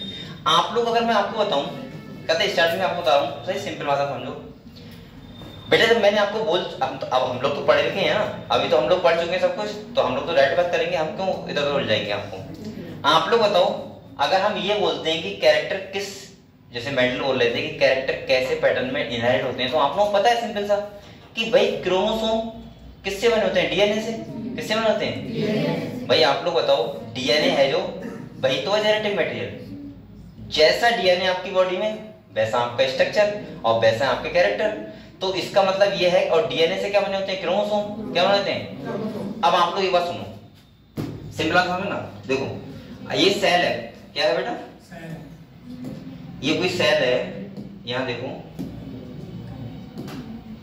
ये कोई सेल है, सही है। मैं जब आपसे कहता हूं ये बात कि बेटा इसके पास कितने क्रोमोसोम है, 46 क्रोमोसोम है, ये तो कहता हूं मैं। एक सेल है और ये क्या है, न्यूक्लियस। क्या है ये, बिल्कुल आपको बहुत आसान लगी थी, ठीक है, सिंपल वन सुन लो। आप लोग बताओ बेटा, 46 जो मैं क्रोमोसोम बोल रहा हूँ, क्रोमोसोम किससे बने, डीएनए से। किससे बने, ये तो एक ऐसा हो गया कि हम डीएनए कब बोलते हैं, हम क्रोमेटिन मटेरियल कब बोलते हैं, और हम लोग क्रोमोसोम कब बोलते हैं, वो तो अलग अलग स्टेज बोलते हैं ना। जैसे अगर सेल जीवन स्टेज में है, कौन सा स्टेज में, तो हम लोग उसमें बोल सकते हैं कि इसके अंदर क्या है, क्रोमेटिन है, मतलब डीएनए और साथ में प्रोटीन रैप्ड है, तो क्या बन गया, क्रोमेटिन। जब सेल प्रोफेज स्टेज में आते हैं, हर किसी का एक स्टेज होता है, जैसे आप लोगों का स्टेज नहीं है क्या, आप लोगों का भी तो स्टेज चेंज करते हो। सुबह को उठे, आप लोग पूरा साइकिल चलाते हो ना 24 घंटे का, तो आप लोग सुबह उठते हो कुछ और होते हो, 2 बजे से कुछ और होते हो, सही है, 6 बजे के बाद कुछ और बन जाते हो, 10 बजे के बाद पता नहीं क्या बन जाते हो, उसके बाद फिर सो जाते हो। सुनो सुनो, अबे गधो, तुम यहाँ पे क्या हो, स्टूडेंट हो, क्या हो? अभी आप लोग घर पे गए और पापा ने कहा चलो गन्ना छीलने चलते हैं, तो आप लोग क्या बन जाओगे? किसान। क्या पापा जी कहेंगे कि ये स्टूडेंट है, मतलब है तो स्टूडेंट है क्या ना, कोई तुमसे ये कहेगा ये स्टूडेंट खेती कर रहा है? अरे उस टाइम बन तो आप फार्मर गए ना। अब एक गधे, आपको एक सुनो सुनो, अगर रस पे बैठ जाता है जो चेहरा वो लगा के टोपी, तो उसे क्या बोलते हैं? दूल्हा नहीं बोलते हैं। और अगले दिन को दूल्हा कौन बोलता है बताना जरा? उसी दिन तो बोलते हैं। तो मतलब ये हुआ कि कौन सी स्टेज में हो तुम, भाई आपका क्या होता है, नाम रख जाता है। भाई कोई टीचर है उससे क्या कहते हैं? टीचर है सर कहते हैं। कोई वकील है तो उससे वकील कहते हैं। आदमी सब सेम ही होते हैं। सुनो सुनो, आदमी सेम होते हैं ना, ऐसे ही यहाँ पे अगर जीवन स्टेज में सेल है तो उसको क्या बोलेंगे? क्रोमेटिन। अगर प्रोफेज में तो क्या बोलेंगे? क्रोमोसोम। लेकिन ये बने किससे हैं? डीएनए से। किससे बने? डीएनए से। अब आप लोग बताओ, मैंने आपको सिंपल सा बताया है कि 46 क्रोमोसोम का मतलब है कि हमारे जो 2.2 मीटर लंबा डीएनए होता है उससे हमारे 46 क्रोमोसोम बनते हैं। कितने बनते हैं? 46। बेटा आपको पता है बिल्कुल साफ साफ कि जो डीएनए होता है, डीएनए पे क्या होते हैं? जीन्स होते हैं। क्या होते हैं? तो मैंने कहा था जैसा डीएनए वैसा ही जीन्स और वैसे ही कैरेक्टर उसके अंदर। भाई अगर हाथी का डीएनए है, सुनो, तो उसका जो बच्चा डेवलप होगा वो हाथी की तरह होगा, क्योंकि डीएनए किसका है? हाथी का। और हाथी के डीएनए के पास वही तो जीन होंगे जैसे हाथी बनता है। अगर वहां जीन मैनिपुलेट कर दूं मैं और सारे जीन्स कैसे डाल दूं ह्यूमंस वाले, तो वहां हाथी नहीं बनेगा, क्या बनेगा? ह्यूमन बनेगा। सिंपल सा है कि जैसा डीएनए वैसा ही जीन और वैसा ही क्या होगा? स्ट्रक्चर बनेगा। अब सुनो बात को, यहाँ पे थ्योरी उस टाइम तो बहुत अपने आप को एक बहुत स्टेलाइज कर रही होगी, लेकिन अब आपके नजर में कुछ भी नहीं है। जैसे कह रहे क्रोमोसोमल थ्योरी ऑफ इंटेलिजेंस। यहाँ पे एक साइंटिस्ट थे, सूटन एंड बेवरी, दो साइंटिस्ट थे जिन्होंने ये बताया था कि जो इनहेरिटेंस कैरेक्टर होते हैं वो फॉलो यानी कि किस पैटर्न को फॉलो करते हैं, तो वो करते हैं क्रोमोसोमल पैटर्न को। किसको करते हैं? सुनो बात को, इधर देखो बेटा, अब आपको एक बहुत सिंपल वे बता रहा हूँ बिल्कुल, मैं कहते हैं आप लोगों को एकदम समझ में आ जाएगा। एक बात सुनो, अगर मान लिया मैंने कहा किसी के पास 44 प्लस XY है, क्या है? अब मैं मेल को समझा रहा हूँ, ठीक है? 44 प्लस XY है, इनका गैमीट बना, स्पर्म बना, एक बना 44 प्लस X वाला और एक बना बेटा कौन सा? जैसा लिख दो वैसे ही मान लेते हैं। 22 प्लस X वाला, एक बना 22 प्लस Y वाला। ये बन गया, ये बन गया। अब आप लोग बताओ, एक बोलो मत अभी। और जो एक फीमेल होती है उसके तो दोनों कैसे होते हैं? 22 प्लस X और 22 प्लस X। अब आप लोग एक बात सुनो मेरी यहाँ से, आप लोग ये बताओ मैं ये बात किस बेस पे बोल रहा हूँ कि 22 प्लस X अगर मिलेगा तो क्या होगा? फीमेल। क्या होगा? यानी कि 44 प्लस इसके बाद हो जाएंगे X क्या बन गई? फीमेल बन गई। और अगर मैं ये वाला मिलाऊं तो क्या बन जाएगा? मेल, क्योंकि 44 प्लस XY। इसका मतलब आप लोग ये बताओ मुझे, जब मैं कह रहा हूं कि 44 तो सेम होते हैं, तो मेल को मेल कौन बनाता है? Y, और फीमेल को फीमेल कौन बनाता है? X। आप लोग समझे अब कि कैसे हमें फिनोटाइप के कैरेक्टर दिखते हैं? जैसे मेल और फीमेल में क्या डिफरेंस होता है? रिप्रोडक्टिव ऑर्गन का होता है, कुछ और भी कैरेक्टर होते हैं इनका होता है। तो अब वो कैरेक्टर मेल के अंदर कौन लेके आ रहा है? Y वाला। कौन लेके आ रहा है? और फीमेल में फीमेल कैरेक्टर कौन लेके आ रहा है? X वाला। इसका मतलब यही तो हुआ कि क्रोमोसोम होंगे Y वाला, उसके पास वैसे ही जीन होंगे जो हमारे मेल होने का प्रूफ दिखाते हैं, यानी कि हमें फिनोटाइप दिखाते हैं कि तुम क्या हो? मेल हो। किसने दिखाया? Y वाले। तो ऐसे ही तो अब आप लोग खुद समझ सकते हो कि ये बताओ ये पैटर्न कौन सा है? क्रोमोसोमल पैटर्न, कि जैसे तुम्हारे पास क्रोमोसोम जाएंगे वैसा ही तुम्हारे पास क्या होगा? इनहेरिटेंस। अब आप लोग सोचो, जब गैमीट बनते हैं, क्या बनते हैं? ये गैमीट तो बना था ये वाला, और ये भी क्या था? तो आप लोग बताओ फिनोटाइपिक जो कैरेक्टर था, ये देखो वो किस पैटर्न में आया? क्रोमोसोमल पैटर्न में। जैसे तुम्हारे पास क्रोमोसोम वैसे ही तुम्हारा जीन, नहीं वैसे तुम्हारा फिनोटाइप जो तुम देखते हो बाहर से, ठीक है? और वैसे ही उसके पास क्या होंगे? जीन होंगे। समझ गए? तो ये थ्योरी कहती है तुम्हारी क्रोमोसोमल थ्योरी ऑफ इनहेरिटेंस। अब दूसरी बात सुनो, अगर आपको अभी समझ आ रहा है तो आपने सिंड्रोम का नाम सुना होगा। अभी मैं पढ़ाऊंगा वैसे इसमें सिंड्रोम। सिंड्रोम क्या होते हैं भाई? अगर कोई एक क्रोमोसोम कम हो गया, एक क्रोमोसोम बढ़ गया, वो क्या बन गया? सिंड्रोम। अभी तुम्हारे पास अगर 44 प्लस X आ रहा है, वो 44 प्लस Y आ रहा है, अगर Y नहीं आएगा तो तुम कैसे हो जाओगे? मेल फीमेल तरह हो जाओगे। अब 44 में अगर ऑटोसोम में ये कम कर दूं तो वो क्रोमोसोम पे कुछ तो जीन होंगे ना जो किसी हमारी पर्टिकुलर बॉडी में फंक्शन कर रहे होंगे। वो जीन वो जीन कम हो जाएंगे, और वो जीन कम हो जाएंगे तो वही तुम्हें क्या लगाएंगे, डिजिट लगाएंगे। अगर कोई बढ़ गया एक क्रोमोसोम, जैसे आपने देखा होगा कि अगर कोई मेल है, क्या है मेल, उसमें फीमेल कैरेक्टर आते हैं, क्या रहते हैं, मेल में फीमेल के कैरेक्टर आते हैं। वो क्यों आ जाते हैं, क्योंकि उसके पास एक एक्स बढ़ जाता है, और एक एक्स बढ़ जाएगा वाई भी होगा, तो मेल में किसके कैरेक्टर आ जाएंगे, फीमेल के। तो जितना भी मैं कह रहा हूं आपसे, जो कैरेक्टर इनहेरिट होते हैं वो हमेशा किस बात को डिपेंड करते हैं, क्रोमोसोमल थ्योरी को। समझ में आया? तो क्रोमोसोमल थ्योरी यानी कि सिंपल सा है, जिस पैटर्न में क्रोमोसोम जाएंगे उसी पैटर्न में क्या आएंगे, कैरेक्टर आएंगे। तभी तो जैसा आपका डीएनए वैसा ही आप ट्रांसफर करोगे बच्चे में, और वैसे ही आपका क्या होगा, बच्चा होगा। समझ गए? अब ये क्यों सोच रहा है कि एक पागल अगर कोई है और पागल का डीएनए ट्रांसफर होगा बच्चे में, तो कहीं ना कहीं कुछ तो इम्पैक्ट पड़ेगा किसमें, बच्चे में। समझ गए आप लोग? तो हमेशा किस थ्योरी को फॉलो करते हैं, क्रोमोसोमल थ्योरी। और क्रोमोसोम का मतलब सिंपल सा क्या, डीएनए, जैसा डीएनए वैसा स्ट्रक्चर। तो इस नाम से आपको पूरा क्लियर हुआ। क्रोमोसोमल थ्योरी ऑफ इनहेरिटेंस क्या है, इनहेरिटेंस का मतलब कैरेक्टर का ट्रांसफर होना पेरेंट्स टू प्रोजेनी, और क्रोमोसोमल थ्योरी का मतलब क्रोमोसोम की थ्योरी को क्या करते हैं, फॉलो करते हैं। सही है? तो अब आप लोग खुद सोचो, ये बात इन्होंने बहुत अच्छे से बताई है, लेकिन अगर आपने सेल साइकिल और सेल डिवीजन पढ़ा है तो ये पढ़ने की क्या जरूरत है, बताओ? सब कुछ यही तो है, लेकिन पढ़ाऊंगा तो ऐसे मत समझो। यहाँ देखो कह रहा भूल जाऊंगा, ये देखो ये वाला डायग्राम क्या बता रहा है आपको, ये सेल है जीवन में, एक क्या है बेटा G2 में। मैंने कहा था एस फेज में डीएनए रेप्लिकेशन होता है, तो वहां पे डीएनए का अमाउंट क्या रहता है, डबल हो जाता है, और डबल हो जाएगा तो डबल हो गया। अब जैसे जर्म सेल का मतलब गैमेट बन गए, तो सेल कैसे जाती है, हैप्लॉइड, और हैप्लॉइड जाती है, सिंपल से दिखाया गया है कि जैसा डीएनए जैसा क्रोमोसोम वैसा ही यानी कि उसके कैरेक्टर। समझ गए? तो इसे पढ़ते हैं, सही क्या लिखा है देखते हैं, पढ़े बेटे से। तो आप लोग किताब निकाल देते हैं।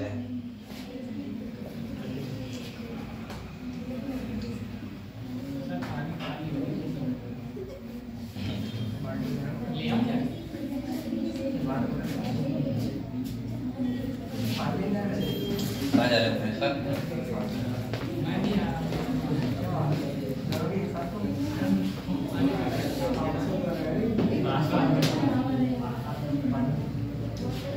चलो पढ़े बेटा, पानी तुम क्यों पी रहा है, हम तो ये बोलते हैं इसलिए पी रहे हैं। अच्छा, और वाटर बोतल लेके आए कोई भाई रही है बड़ी हैं? पानी की इंपॉर्टेंस आपको यहाँ नहीं लगती है, पानी की इंपॉर्टेंस वहां लगती है जहाँ पानी ना हो। जैसे कानपुर में बच्चे रहते हैं, सुनो, हम लोग किसका ध्यान रखते हैं कि किताबें लेके जाएं, कॉपी लेके जाएं, हम तो वो उनका भी ध्यान नहीं रखते। वो बच्चे यहाँ पे जो लगभग थोड़े मिडिल टाइप पहुंच जाते हैं वहाँ पे कि नहीं जाना चाहिए मैं तो ये कहूँगा, लेकिन वो चले जाते हैं बेचारे कि डॉक्टर बनना है, ठीक है। लेकिन उस भीड़ में ऐसे उलझते हैं ना तो वो डॉक्टर बन पाते, ना तो अपने घर वालों किसी टाइप का रखते, तभी ऐसे लोग क्या करते हैं, सुसाइड कर लेते हैं। वहां बच्चे को पता क्या करते हैं, जितना कॉपी किताबों का ध्यान नहीं रखते, उतना वो 2 लीटर वाली पानी की बोतल होती है उसको लेके आते हैं कोचिंग, और जैसे ही कोचिंग छूटती है तो वो लाइन से फिर वो बोतल भरते हैं। क्योंकि अगर बोतल नहीं भरेंगे तो उन्हें रूम पे जाकर पानी नहीं मिलेगा। वहां नल नहीं है कि तुम सोचोगे अब जैसे तुमने यहाँ पे है आपकी जेब में 5 रुपए आप समोसा खा लोगे, लेकिन वहां 5 रुपए होंगे तो आप सोचोगे लाओ पानी पी लें, क्योंकि वहां नल ही नहीं कहीं पे। और मतलब बच्चे टैंक रखवाते हैं बेसिकली अपने रूम पे, जैसे यहाँ टैंक आता है ऐसे रूम पे रखवाते हैं वाटर कूलर, ठीक है ना। ये यहाँ तब भी है, वहां बिल्कुल नहीं है बेटा, दिल्ली में नहीं मिल रहा है। तो मैं तो रहा हूँ तो मुझे पता है कि पानी की अहमियत कितनी ज्यादा है वहाँ पे, तभी तो मैं यहाँ पे पानी वानी कुछ नहीं दिखता, कितना ही पैसा पानी में पी लेता हूँ आराम से। मुझे पता है ना कि पानी कितना इंपॉर्टेंट रोल प्ले करता है। यहाँ पे आप लोग क्या करते हो, सिंपल सा टंकी खोल दी, एक्टिविटी कर रहा है, ठीक है, अंदर की मोबाइल चला रहा है, टंकी चल रही है, लेकिन मतलब कुछ नहीं है, पानी चल रहा है। लेकिन पानी वहां पूछो बेटा, वहां अगर तुमने धोखे से भी ज्यादा पानी यूज कर लिया तो वो लोग सुना देते हैं। एक दिन दिल्ली में मैंने नहा लिया ना, सोते धो गए पूरे। चलो तो हम लोग पढ़ते हैं क्रोमोसोमल थ्योरी ऑफ इनहेरिटेंस, पढ़े? ठीक है, पढ़े? ठीक है। तो देखो क्या कर रहा है यहाँ पे, अब देख लो बेटा, कह रहा है Mendel publish his work on inheritance of characters in 1865। यहाँ ध्यान रखना साइंटिस्ट के नाम भी पूछे जाते हैं जेनेटिक्स से, और डेट भी पूछी जा सकती है, तो हर चीज ध्यान रखो। कह रहा है बट ए कह रहा for several reason it remain unrecognized till 1900, यानी कि 1900 तक उनका कुछ नहीं हुआ, उनके एक्सपेरिमेंट नॉर्मली एक्सपेरिमेंट ही बने रहे उनके पास। कह रहा फर्स्टली कह रहे कम्युनिकेशन वाज नॉट इजी, उस टाइम बेटा कम्युनिकेशन का कोई साधन नहीं था। अब तो आप लोग पता होगा कि अगर आप सही से इस रोड पे जाके सामने कपड़े निकाल दो, बस पूरे इंडिया को पता लग जाएगा कि डरमन के सामने एक बच्चे ने कपड़े निकाल दिए। भाई मैं बता रहा हूँ कम्युनिकेशन कितना आसान हो गया आजकल, पूरे इंडिया को पता लग जाएगा। और आपकी न्यूज ऐसे आपकी तरफ फैलेगी कि अरे ये एक स्टूडेंट आया था नीट का, उसने मतलब कोई रीजन होना चाहिए थोड़ा सा कि उसने गुस्से में आके कि नीट के कपड़े सारे फाड़ दिए, वो पूरे इंडिया को पता लग जाएगा और आप घर पे जाके देखो टीवी चल रहा होगा। लेकिन उस टाइम पे कम्युनिकेशन के साधन नहीं थे। उस टाइम पे ऐसा नहीं था कि मीडिया हर जगह घूम रही है। जैसे मैंने बहुत सारे ऐसे मीम्स देखे हैं जो अगर कोई बाढ़ में है, बाढ़ में तो मीडिया रिपोर्टर वहां बाढ़ में घुस जाते हैं, हाँ बताओ क्या कर रहे हो, ठीक है चल रहा चलता है। आपने देखा कोई बच्चा अगर सही से बोलो मत, कोई बच्चा स्कूल जा रहा है कॉलेज जा रहा है तो सबसे पहले पोस्ट करता है फोटो लेगा, अच्छा sir I am going to college. भाई सारे दोस्तों को पता लगा, 5000 दोस्त हैं सबको पता लग गया कि ये कॉलेज गया है। तो आजकल कम्युनिकेशन के बहुत सारे साधन है, व्हाट्सएप पे स्टेटस लगाना, फेसबुक पे स्टोरी डालना, पोस्ट करना इंस्टाग्राम पे, तो ये सब क्या बहुत आसान है। उसके बाद हम बोल सकते हैं कि हमारी मीडिया ही बहुत ज्यादा एक्टिव है, हर चीजों को पता लगा लेती है।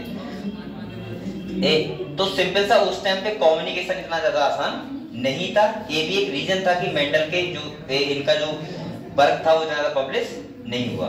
अगले देखो कह रहे इन दोज डे, बेटा बोलो मत, in those day and his work could not be widely published. Secondly, his concept of gene factor in Mendel's word as stable and discrete unit that control the expression of a trait and of the pair of alleles which do not blend with each other was not accepted by this a contemporaries as an explanation for the apparently continuous variation seen in nature. यहाँ पे सुनिए क्या कह रहे हैं, यहाँ पे कह रहा है कि मेंडल थे, क्या थे, मेंडल थे। पहली बात तो ये था कि मेंडल जीन्स के बारे में या क्रोमोसोम पैटर्न को बहुत अच्छे से नहीं जानते थे। और यहाँ पे हमें नेचर में क्या मिल रहे थे, लगातार बहुत सारे वेरिएशन मिल रहे थे, एक नहीं मिल रहा था, बहुत सारे वेरिएशन। तो इसका मतलब ये हुआ कि मेंडल सही से उनको एक्सप्लेन नहीं कर पा रहे थे। वो अपने वेरिएशन दिखा रहे थे कुछ रेशियो में, लेकिन यहाँ पे देख रहे थे तो रेशियो क्या हो रहा था, डेविएट हो रहा था।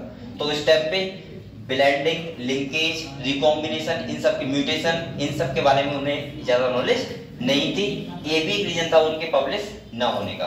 अगले देखो बेटा कह रहा है thirdly Mendel approach of using mathematics. इन्होंने बायोलॉजी में क्या यूज करा था, मैथमेटिक्स, और ऐसा लोगों को समझ नहीं आ रहा था कि भाई बायोलॉजी मैथमेटिक्स कैसे यूज हो जाएगा, तो इसलिए भी लोग उनकी बात को मानने को तैयार नहीं थे। अगले कह रहे हैं biological phenomena was totally new and unacceptable to many of the biologists of his time. Finally, through Mendel's work suggested that factor but discrete unit, he could not provide any physical proof for the existence of factor or say that they were made of. मतलब simple सा वो उस factor जो बोल रहे थे factor, उसको सही से वो एक्सप्लेन कर ही नहीं पा रहे थे कि यहाँ पे हम किस तरीके से, मतलब उन्होंने कह तो दिया कि हम इनहेरिटेंस ऐसे होता है, उसको एक्सप्लेन भी तो करना पड़ेगा कि होता क्यों है, और ये क्यों का आंसर मेंडल के पास नहीं था, क्योंकि उस टाइम पे क्रोमोसोम की डिस्कवरी, मतलब लोगों को क्रोमोसोम के बारे में नॉलेज नहीं थी। समझ गए बात, ठीक है। अगले लोग कह रहे हैं इन 1900, अभी 1900 की बात है। अगले कह रहे हैं 3 साइंटिस्ट, इनके नाम आपको ध्यान रखने हैं, कौन कौन से हैं, डी ब्राइस, कॉलिंस और टी सेचन मार्क अंडरलाइन करो इसे। अच्छा मैंने 3 साइंटिस्ट एक जगह बताए, वो कौन से मुझे बताओ,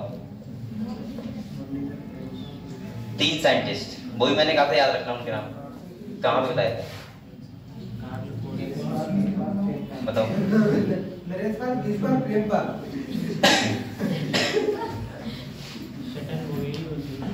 नहीं 3 साइंटिस्ट मैंने एक जगह और दिखाए थे ना, 3 साइंटिस्ट ही है वो, 3 वहां पे भी 3 यहाँ पे। अच्छा जिन्होंने मेंडल का वो दिया था ना, एक 3 ये हो गए जिन्होंने रीडिस्कवर किया इनके, एक 3 साइंटिस्ट और के भी कहीं है जिनके नाम है मैकार्टी, एवेरी और मैक्लियोन। वो इसमें नहीं है लेकिन बता रहा हूँ 3 साइंटिस्ट हैं जो मैकार्टी, एवेरी और मैक्लियोन। अगर देखो और यहाँ पे 3 साइंटिस्ट कौन से, डी ब्राइस, कॉलिंस और टी सेचन मार्क। इनके नाम अंडरलाइन करो, इंपॉर्टेंट है, कर लो नाम अंडरलाइन कर लो, बोलो इंपॉर्टेंट है। इन्होंने किया था मेंडल के वर्क को रीडिस्कवर। तो देखो यहाँ पे कह रहे हैं इंडिपेंडेंटली बोलो मत। Rediscovered Mendel result of the inheritance of character also by this time, बोलो कह रहे हैं also by this time due to advancement in microscopy that were taking place, scientists were able to carefully observe cell division। यानी कि scientist ने क्या कर लिया था, केयरफुली तरीके से सेल डिवीजन को ऑब्जर्व कर लिया था, क्योंकि यहाँ पे माइक्रोस्कोप का डिस्कवरी हो चुकी थी और इससे वो सेल डिवीजन पैटर्न को आराम से समझ सकते थे। और जब उन्हें पता लगा कि सेल डिवीजन में क्रोमोसोम पैटर्न क्या होता है, तो फिर पूरी तरीके से मेंडल के लॉ को क्या मिला, मतलब जो मेंडल ने एक्सपेरिमेंट किया उनको पूरी तरीके से स्टेबिलिटी मिली, और इसीलिए हमने बोला फादर ऑफ जेनेटिक्स। ठीक है, किसको, मेंडल को। लोगों को तभी समझ में आया, पहले उनको समझ नहीं आ रहा था, क्योंकि वो करते एक्सपेरिमेंट थे वो बिल्कुल क्या थे, सही थे, सही है, जैसा मेंडल ने कहा था वैसा ही हो रहा था। आगे देखो कह रहा है बेटा, this lead to discovery of structure in the nucleus that appear to double and divide just before each cell division. आपको पता है सेल डिवीजन से क्या पहले क्या होता है, आपको पता है जो डीएनए होता है वो क्या होता है, डबल होता है। अगले कह रहा है बेटा, दीज आर कॉल्ड क्रोमोसोम, क्या बोलते हैं उनको, क्रोमोसोम बोलते हैं। और कह रहा है by 1902 the chromosome movement during meiosis and had been worked out. और जब इन्होंने देखा कि किस पैटर्न में क्रोमोसोम क्या हो रहे हैं, इनहेरिट हो रहे हैं, उसी पैटर्न में क्या कैरेक्टर क्या हो रहे हैं, इनहेरिट हो रहे हैं। समझ गए आप लोग, जैसे एक्स वाला गया तो लड़की होगी, वाई वाला गया तो लड़का होगा। इसका मतलब ये किसको फॉलो कर रहा है, क्रोमोसोम पैटर्न को, कि कौन सा क्रोमोसोम जा रहा है उसी हिसाब से फिनोटाइपिक कैरेक्टर किसी के अंदर कौन से आ रहे हैं। क्लियर। अगले देखो कह रहा है बेटा, साइंटिस्ट दोनों नाम इनके में अंडरलाइन करो, शूटर और Boveri noted that the behaviour of chromosome. बेटा कतई पूरा स्टेटमेंट आ जाएगा, ध्यान रखना, इसे कर लो अंडरलाइन। और सिंपल से क्वेश्चन बहुत पूछे जाते हैं, शूटर और Boveri noted that the behaviour of chromosome was parallel to behaviour of genes. यानी कि क्रोमोसोम कैसे बिहेव करते हैं, जैसा जीन करते हैं। आप लोग बताओ बेटा, क्रोमोसोम क्या है, डीएनए तो है, और डीएनए के ऊपर क्या होते हैं, जीन्स होते हैं। डीएनए क्या है, जीन्स के सेगमेंट को क्या बोलते हैं, जीन बोलते हैं, डीएनए के सेगमेंट को। अब आप लोग बताओ, अगर आपके फादर है और बाइक से जा रहे हो, किससे जा रहे हो, और आप पीछे बैठे हो बाइक के, तो मतलब एक नॉर्मल सी बात है कि जिधर पापा बाइक को ले जाएंगे तो उधर ही जाओगे। तो इसमें बताने वाली बात क्या है, पहले ही जाओगे पापा के, अगर पापा हैं अब मैं क्या ना उधर जाऊंगा मैं,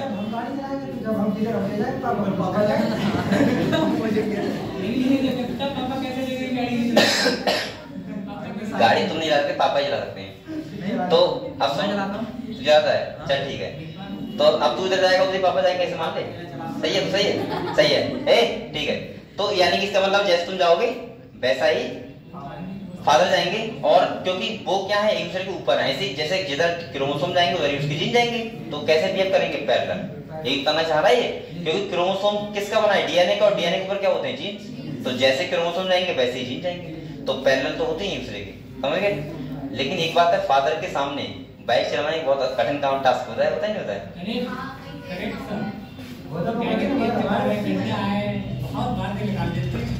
गड्ढा नहीं, अगर आप लोग चला रहे हो, जैसे आपने होगा, आपने चौथा गेट डाला हुआ है, आप लोग नहीं निकालते उसे, घर तक पहुंच जाते हो, चौथे गेट पे जाते हो। अब फादर बैठते हैं तो क्या कह देंगे कि इसमें और क्या कम गियर नहीं है क्या, नहीं, इसमें कम गियर नहीं आते हैं क्या। तो मैं एक बार चला रहा था, फादर पीछे बैठे थे, अब मैं चौथे गियर में ही हूँ। तो जल्दी जाना था, और कह रहे अब दोनों वो ज्यादा नहीं करते, लेकिन बोले इसमें इससे कम वाला गियर नहीं है कोई क्या, मैंने कहा तो मुझे पता है कि वो कितना ऐसा एक होता नहीं है देखना कि अपने बच्चे को कैसी एक्टिविटी कर रहा है। और मैं गारंटी कर रहा हूँ सबसे ज्यादा एक्टिविटी अगर तुम्हारे को दिखता है तो फादर ही देखते हैं सबसे ज्यादा। वो कह नहीं पाते क्योंकि यहाँ बड़े हो गए हो सकता है कह देते हो किसी के फादर नहीं कर पाते हैं क्योंकि बच्चा बड़ा हो गया है, ठीक है चलो। तो आप लोग उतनी मर्यादा में हमेशा रहा करो, उतनी मर्यादा में हमेशा रहा करो कि फादर को आपसे कुछ कहना ना पड़े। और जब फादर तब कहते हैं जब उनका कहते हैं एक होता नहीं मीटर से हाई हो जाता है कि उनका जहां तक वो सहन कर सकते हैं वहां तक कुछ नहीं कहेंगे, लेकिन जब लगेगा अब तो ये पार ही कर रहा है तो वो कहेंगे, है ना। तो ये ध्यान रखना है आप लोगों को लाइफ टाइम। अगले देखो बेटा क्या है, chromosome was parallel to the behaviour of gene and used chromosome movement to explain Mendel's law. Recall that you have studied the behavior of chromosome during mitosis and during meiosis. Mitosis को हम क्या बोलते हैं? Equatorial division. और meiosis क्या बोलते हैं? Reductional division. तो यहाँ पे साइंटिस्ट थे सूटोन एंड बेवरी, उन्होंने पूरा क्रोमोसोमल पैटर्न देखा। उन्होंने देखा कि कैसे सेल जब डिवाइड करता है तो माइटोसिस में क्रोमोसोम किस बिहेवियर, कैसा बिहेवियर होता है क्रोमोसोम का, और म्यूसिस होता है तो कैसा बिहेवियर होता है। जैसे आपको पता है माइटोसिस जब होता है तो सेम क्रोमोसोम रहते हैं भाई, जैसे फादर वैसे पेरेंटल सेल में होंगे वैसे ही कैसे होंगे डॉटर सेल में होंगे। लेकिन जब म्यूसिस होता है तो कैसे जाते हैं? हाफ, यानी गैमेट बनते हैं ना, तो आधे एक सेल में और आधे एक सेल में। अब आप लोग खुद समझ सकते हो बेटा। अब आप जोड़ो बिल्कुल, जो मेंडल ने एक बताया था कि टॉल ड्वार्फ ये सब बताया था, उन्होंने सही बताया था। उन्होंने एक जो पैटर्न दिया था कि आप लोग समझ नहीं सकते ये बात कि भाई हमारे अंदर सेल है और सेल से मैं कह रहा हूँ कि डीएनए ही हमारा, डीएनए के ऊपर क्या होते हैं? जीन्स होते हैं भाई, हमारे बल को क्या करते हैं? पूरी बॉडी में इन्फ्लुएंस करते हैं। जैसे जीन वैसे ही हमारी बॉडी में फंक्शन होंगे, मतलब वैसा ही हमारा फिनोटाइप भी होगा, दिखने में हम वैसे ही होंगे। तो आप लोग बताओ भाई, जब गैमीट जैसे फादर से और मदर से आए हैं तो क्रोमोसोम भी किससे आए होंगे? पापा मम्मी से, सही है? तो डीएनए भी किसका आया? पापा और मम्मी का। तो आप फिर कैसे होगे बताओ? पापा और मम्मी की तरह, फिर चेंजमेंट कहां से आएगा? तो ये बताना चाह रहे थे पूरी तरीके से। मेंडल ने जो एक एक्सपेरिमेंट करके दिखाया था किस रेशियो में ऐसा होता है, लेकिन यहाँ पे एक्चुअली हमें पता लगा कि क्रोमोसोमल पैटर्न को ही क्या करता है? पूरा इनहेरिटेंस थ्योरी फॉलो करता है। क्लियर? तो यहाँ पे देखो, और देखो कह रहा है बेटा, अगले देखो कह रहा है the important thing to remember are that chromosome as well as gene occurs in किसमें होते हैं? पेयर में। और जैसे आपको बताया बेटा पेयर में नहीं होते क्रोमोसोम, पता है ना? एक पेयर ऐसे होते हैं इन्हें बोलते हैं होमोलोगस पेयर। क्या बोलते हैं? तभी तो मैं कहता हूँ आप लोगों से, आप लोग 46 ना बोल के ऐसे बोला करो 23 पेयर। क्या बोला करो? 23 पेयर, क्योंकि क्रोमोसोम किसमें होते हैं? पेयर में। सही है? अगले देखो बेटा, कह रहा है the two alleles of a gene pair are located on homologous side of chromosome. अच्छा, होमोलोगस कौन से होते हैं? जो पेयर में होते हैं। जैसे मैंने बोला 1 पेयर, 2 पेयर, 3 पेयर, 4 पेयर, तो मैं जो पेयर की बात कर रहा हूँ वो कौन से क्रोमोसोम है? होमोलोगस। और जो जीन्स होते हैं वो किस पे होते हैं? होमोलोगस पेयर ऑफ क्रोमोसोम पे होते हैं। समझ गए आप लोग? तभी तो हम लोगों को वेरिएशन देखने को मिलते हैं, क्योंकि एक जो जीन होता है, एक क्रोमोसोम आता है पापा से और एक क्रोमोसोम किससे आता है? मम्मी से। समझ गए आप लोग? इसीलिए आप लोग बताओ तो वेरिएशन देखने को मिलेंगे मिलेंगे। क्लियर? अगले देखो बेटा, अब यहाँ पे देखो आप लोग ये समझ गए, ये पता क्यों नहीं है ना, ये तो नॉर्मल सा सेल डिवीजन दिखाया गया है यहाँ पे कि कैसे पैटर्न हो रहा है। अगर आप लोग सेल साइकिल सेल डिवीजन पढ़े हो तो यहाँ पे कुछ देखने की जरूरत नहीं है। ये डिप्लॉइड सेल है, यहाँ से कैसे बनाई है हमने? Haploid cell. और यहाँ पे दिखाया गया है म्यूसिस। ठीक है? ये दिखा रहा है कैसे जर्म सेल बनती है, यानी कैसे स्पर्म का फॉर्मेशन होता है। तो आपको पता है पहले, आपको पता है पहले म्यूसिस फर्स्ट होता है, पहले होता है सेल साइकिल G1 है G2, इसके बाद म्यूसिस फर्स्ट होता है, इसके बाद क्या होता है? म्यूसिस सेकंड होता है, और फाइनली सेल डिवाइड हो जाती है और हैप्लॉइड सेल बन जाती है। ठीक है? चलो अभी टेबल है, इसको देखते हैं, पढ़े। यहाँ पे सिंपल सी बातें वही बताई गई हैं। अगर आपने पूरा बायोलॉजी को अच्छे से पढ़ा है, सेल साइकिल सेल अच्छे से पढ़ा है, तो आप लोग ये बातें बहुत आसान लग रही है। इसमें कुछ ऐसा नहीं है कि आप लोगों को डिफिकल्ट लग रहा हो। डिफिकल्ट तब लग रहा होगा जब आपने सेल साइकिल सेल नहीं पढ़ा है, आप लोगों को पता नहीं है। मैं ये बातें, मुझे पता है ना बच्चे कहाँ से कंफ्यूज रहते हैं 24 घंटे बायोलॉजी में। हम लोग बहुत बड़ी बड़ी बातें पढ़ लेते हैं, लेकिन छोटी बातें पता नहीं होती। अगर आप किसी से पूछोगे, नॉर्मली पूछोगे कि क्रोमोसोम क्या होते हैं, बता देगा 46 पेयर होते हैं, लेकिन उसे एक्चुअली नहीं पता होगा कि जीन्स फिर कहाँ होते हैं, कैसे वर्क करते हैं। अगर आप नॉर्मली पूछोगे किसी से, लेकिन एक होता है कि हर चीज को एक पता होना कि जीन्स क्या होते हैं, डीएनए क्या होता है, क्रोमैटिन क्या होता है, क्रोमोसोम क्या होते हैं, ये कब बनते हैं, कैसे क्रोमोसोम काम क्या होता है? भाई डीएनए को आलादा करने के लिए, इसीलिए क्रोमोसोम बनते हैं। ऐसे हम बोल सकते हैं क्रोमैटिन क्यों होता है? भाई डीएनए के साथ प्रोटीन रैप्ड होता है बस, क्योंकि न्यूक्लियस में छोटा होता है, उसमें 2.2 मीटर का डीएनए अगर होगा रखा जाएगा तो आपको पता है वो रैप्ड होना चाहिए अच्छे से, इसलिए क्रोमैटिन बोल देते हैं। बच्चों को एक्चुअली यही नहीं पता होता कि क्रोमैटिन और क्रोमोसोम में डिफरेंस क्या है, बल्कि उन्हें यही नहीं पता होता क्रोमोसोम डीएनए क्या होता है। वो क्रोमोसोम को बिल्कुल अलग समझते हैं और डीएनए को बिल्कुल अलग समझते हैं, और एक्चुअली है तो एक ही चीज, बस कौन सी फेज है साइकिल की वो पता होना चाहिए।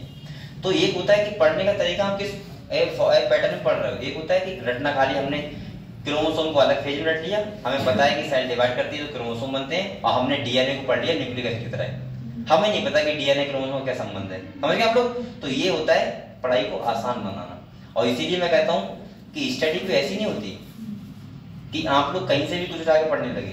वो तो एक नॉर्मल हो गया ना। अगर आप मूवी देखोगे आपको बीच से दिखाया जाए आपको समझ में आएगा कुछ, लेकिन यहाँ वहाँ कलाकार बैठे होंगे कहाँ आ जाएगा। कुछ लोग ऐसे होते हैं, मुझे तो लड़ाई अच्छी लगती है, हैं? बहुत लोग ऐसे होते हैं कि मूवी खाली लास्ट देखते हैं, वो स्टार्ट नहीं देखते कुछ भी। कहते क्यों देख रहा है, लास्ट में देख रहा है, कहते मुझे लड़ाई पसंद है खाली, पता नहीं भी क्या पसंद है लड़ाई में। ठीक है, तो आपको तभी तो मूवी चलेगी ना जब स्टार्टिंग से रोज चलेगी, स्टार्टिंग से लेके लास्ट तक। तो वो एक होता नहीं, एक बनता है माइंड में फ्रेम बनता है, तो वो होता है। ठीक है, चलो अगले देखो बेटा, एक टेबल बनी है, एक बोलो मतलब, और यहाँ पे कॉम्बिनेशन दिखाया है किसके बीच, क्रोमोसोम और जीन्स के बीच। तो आप लोग समझ सकते हो दोनों जब पेयर में होते हैं, दोनों आपको बताया गैमीट का फॉर्मेशन होता है तो एक पेयर से एक जाता है। भाई मैंने कहा था पापा के साथ आप बैठे हो साथ में, पापा मान लो क्रोमोसोम है, आप क्या हो, जीन हो, तो जिधर पापा की बाइक जाएगी आप उधर ही जाओगे, सही है, क्योंकि आप उसके ऊपर बैठे हो, ऐसा नहीं कूद के दूसरी जगह चले जाओ, ऐसा नहीं कर सकते ना। तो यहाँ पे भाई ये सेम टू सेम। तो देखो क्या कह रहा है, देखो ए कह रहा है दोनों पेयर में होते हैं, किसमें होते हैं बेटा, जीन्स भी और क्रोमोसोम भी। अगले कह रहा है segregate at the time of gamete formation such that only one of each pair is transmit to a gamete. मतलब गैमीट में एक पेयर का क्या जाएगा, एक। तो यहाँ पे भी ऐसे ही होगा, segregation at gamete formation and only one of each pair is transmit to a gamete. अगले कह रहा है independent pair segregate independently of each other, और यहाँ पे कह रहा है one pair segregate independently of another pair. और अगले कह रहा है बेटा बस इतना ही हुआ है, सही है। चलो अब यहाँ पे देखो ये दिखाया गया है, यहाँ पे दिखाया गया during anaphase muse first two chromosome pair that are वो वही कहानी दिखाई है। यहाँ सब समझाऊं कैसे, बताओ इसे समझाऊं। ये क्रोमोसोम का बिहेवियर दिखाया गया है, देख लो कैसे। यहाँ कह रहा है इंडिपेंडेंट असॉर्टमेंट ऑफ क्रोमोसोम, कैसे इंडिपेंडेंस शो करते हैं। आप लोग बताओ बेटा, ये क्या है, म्यूस सेकंड है ना, एनाफेज म्यूस सेकंड का क्या है, एनाफेज, और ये क्या बन गई, जर्म सेल। देखो जब म्यूस सेकंड होगा तो आप लोग बताओ एक किस में आ जाएगा, इसमें, और एक किस में आ जाएगा, इस सेल में। इसका एक इस सेल में और एक, मैंने कहा था पेयर से कितना आता है, एक। कितना आता है, एक। ऐसे यहाँ पे देखो एक इधर आ गया और एक इधर आ गया, इधर एक इधर और एक। और आप लोगों को अगर सेल साइकिल सेल डिवीजन पढ़ा हुआ है तो मुझे लग रहा है ये सबसे आसान लग रहा होगा, अगर आपने सही से पढ़ा है तो। क्लियर है आप लोगों को? अगर मैं बताऊं क्या बताऊं, फिर से बताऊंगे। देखो अगर एक सेल है बेटा, आप लोग बताओ, बोलो मत, ये सेल है, अगर यहाँ पे ये क्रोमोसोम है, अब मैं प्रोफेज कहानी दिखा रहा हूँ, तो आप लोग बताओ यहाँ पे मैंने कहा था कि एक जो होता है वो क्या कहलाता है, अलग सेल में, और एक कहाँ रहता है, अलग सेल में। और क्रोमैटिड का ब्रेकडाउन भी होता है जब सेल कैसी बनती है, हैप्लॉइड, क्योंकि जब डबल हुआ है, अगर एस पेज में डबल होता है क्या जेनेटिक मटेरियल, तो वो आधा आधा में तो होगा। तो कौन से किस में होगा, किस पैटर्न जाएगा, सब पता है आप लोगों को। बताओ सेल साइकिल सेल डिवीजन आप लोगों को पढ़ा होगा, तो आप लोग पता होगा कैसे क्रोमोसोम का पैटर्न होता है, तो ये कोई पढ़ाने वाली बात नहीं है यहाँ पे। अगले हम लोग पढ़ते हैं, अब यहाँ पे समझते हैं कुछ चीजें। यहाँ एक देखो मक्खी बनी हुई है, ड्रोसोफिला मेलानोगास्टर, फोटो देखो इसका, अभी करते हैं।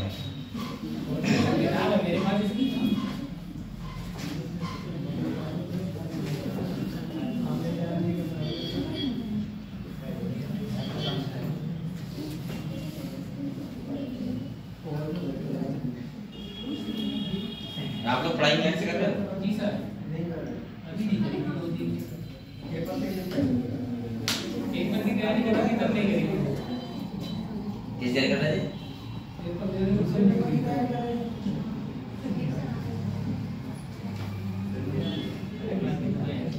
दूसरे पेपर तैयारी कर रहे थे, कौन से, बीएससी वाले? आप लोगों को बीएससी से बहुत डर लगता है, बात तो ये है। ऐसा लगा ना जैसे पेपर हो गया, ऐसा लग रहा है ऐसा लग रहा है गंगा नहा गए। नहीं गंगा नहाने आज तक नहीं गया सर। एक बैग लगी तो 2100 रुपए खर्च हुए, इसलिए एक बार देखो चाचा ऐसे कह रहा है कितना अच्छा काम किया, अच्छा रह गया। अगर छात्र नहीं सर मेरी गए ये पेपर का वो मेरी ये जो 5 पेपर का वो 5 पेपर होते हैं, 4 रुपए है कैसे बात कर रहे हैं। तभी तो मैं कह रहा हूँ बेटा आप लोग इतना पढ़ लेना चाहिए कि आप लोग बेसिक पेपर के बारे में, बैक के बारे में सोचो। ये तो बहुत छोटी बात हो गई, इतना तो आप लोग पढ़ना चाहिए ना 12th के बाद से। अगर आप लोग खाली यहाँ पे बायोलॉजी पढ़ते रहोगे ना, तब भी आप लोग इतने होशियार हो जाओगे कि टेंशन नहीं रहती है। अरे नहीं रहती है, मैं बता रहा हूँ तुम्हें। अच्छे खासे टीचर तो बनी जाओ, सही है। डॉक्टर अगर नहीं बन पाओ, टीचर बन जाओ अच्छे। और आपको पता है अगर आप लोग बीएससी कर रहे हो, मैं बहुत बार कर चुका हूँ, आप लोग खाली बीएससी मायने नहीं रखता, बीएससी एमएससी वाले बहुत गाँव गन्ना खोद रहे हैं। अगर मेरे खेत में गन्ना खोद रहा होगा तो एक आदमी बीएससी वाला होगा, वहाँ बीएससी एमएससी किया होगा। तो कहीं तो मैं ये तो बता रहा हूँ कि आप लोगों को कितना नॉलेज है, ये डिपेंड करता है। ये डिपेंड नहीं करता आपने डिग्री कितनी की है। डिग्री क्या है? डिग्री कुछ नहीं है बेटा। आपने मूवी देखी, वो बात सही है, मूवी में बताता है ना, कौन सी मूवी आमिर खान बताता है, काबिल बनो, अरे कौन सी है, 3 इडियट। उसमें क्या कहता है, क्या कहता है बताओ? वही डायलॉग बहुत अच्छा लगता है, कहता है नहीं पढ़ने के लिए, ऐसा कहता है ना, काबिल बनने के लिए पढ़ो, ना कि डिग्री के लिए। अगर आप कामयाबी के, ऐसा कुछ कहता है, कामयाबी के पीछे भागोगे तो कुछ ऐसा है नहीं, काबिल होने के पीछे भागोगे तो कामयाबी आपके पीछे झक मार के आएगी। ऐसा कहता है अगर आप लोग खाली आप लोग काबिल होने की पढ़ो। काबिल का मतलब जानते हो क्या करना चाहता है? आप लोग डिग्री के लिए मत पढ़ो कि मेरा बीएससी हो जाए, बीएससी में 90% आ जाए। अगर बीएससी में 90% आ भी गई तो आप क्या कर लोगे बताओ? आपको पीएचडी देना होगा। अगर सुनो, अगर सुन लो बेटा, सुन लो, ये बात अच्छी होती है। अगर आपने बीएससी में अगर आपने 10th में 90% बना ली, 12th में आपकी 90% है, बीएससी में 90% है, अगर आपको नॉलेज 0 है तो आप लोगों को ऐसे क्या फायदा बताओ? आप लोग कौन सा एग्जाम क्रैक कर पाओगे? अगर कोई इंटर के बाद बच्चा आईएएस बनता है, उससे पूछता है तुम्हें हाई स्कूल में पढ़ने कितनी थी? नहीं ना, कितनी भी हो कोई फर्क नहीं पड़ता।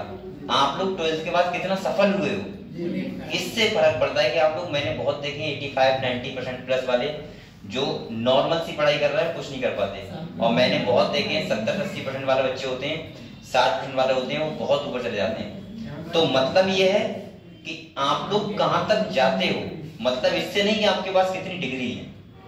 बीएससी एमएससी बीएड वाले मैंने देखे बहुत 2-3 रुपए पढ़ाते हुए, जरूरी ये नहीं है। मैं ये कह रहा हूँ कि आप लोग सबसे पहले अपना यहाँ एम बनाओ कि मेरा बीएससी हो ना हो, मेरा एमएससी हो ना हो, लेकिन मैंने जिस सब्जेक्ट से मैं कर रहा हूँ बीएससी एमएससी, या मेरा जो टारगेट है उस सब्जेक्ट में मुझे नॉलेज कितनी है, ये जरूरी है। मैंने हमेशा कहा था, मैं हमेशा कहता हूँ, चाहे कोई बच्चा अगर हाई स्कूल का है मेरे पास आया पढ़ने के लिए, मैं हमेशा कहता हूँ कि बेटा तुम हाई स्कूल में 60% बना लेना बस, लेकिन मतलब 60% से पास हो जाना, मेरा जो मतलब है। और सिंपली उसके गार्जियन से, अपने गार्जियन जो होते हैं उन्हें नहीं पता होता इतना कि बच्चा का मतलब क्या होता है। वो हाई स्कूल में बच्चे को हाई स्कूल तक देखते हैं, 12th में 12th तक देखते हैं, उसके बाद फिर वो बच्चे के ऊपर पूरा बोझ डाल देते हैं। अब तुम्हारे हाथ में क्या करोगे बताओ? अब बच्चा भी इतना नर्वस रहता है बेचारा कि वो क्या बताएगा। अगर मैं गारंटी कर रहा हूँ, किसी के पेरेंट्स ये कह रहे हैं, जैसे मेरे पास बच्चे आते हैं, मैं कहता हूँ बेटा तुम हाई स्कूल में 60% ले आना बस, कहते सर पापा बहुत मारेंगे 60% आई। लेकिन मैं उससे कहता हूँ कि आप लोग, तुम साइंस में और मैथ में तुम्हारे 95+ नंबर होने चाहिए बस। मुझे मतलब नहीं कि भाई 60 है 65 है, चाहे तुम हिंदी किसमें खाली पासिंग मार्क्स में आना बस। परसेंटेज तब बनती है ना, ओवरऑल अच्छे नंबर होते हैं। 12th में कोई बच्चा मेरे पास आता है, मैं कहता हूँ फिजिक्स में 95+ हूँ, केमिस्ट्री में 95+ हूँ, बायोलॉजी में 95+ हूँ, बकाया तुम्हें परसेंटेज 70 होगा।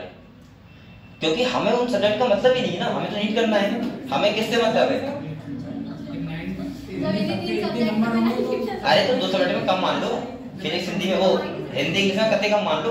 अरे बात सुनो पहले, क्या बता रहा हूँ। इसका मतलब ये है कि कहीं ना कहीं वो अपना उसमें चलना है, वो मुझे अल्लाह भी नहीं पता नहीं है लाइफ का हिस्ट्री क्या है। और बेटा इसका मतलब क्या होता है कि अगर उस बच्चे का फिजिक्स केमिस्ट्री वैल्यू बहुत स्ट्रॉन्ग है, तो वो 100% फ्यूचर में इंटर के बाद तुरंत कामयाब हो जाएगा। मतलब नहीं कि उसकी 95 आई या 90 आई, समझ गए?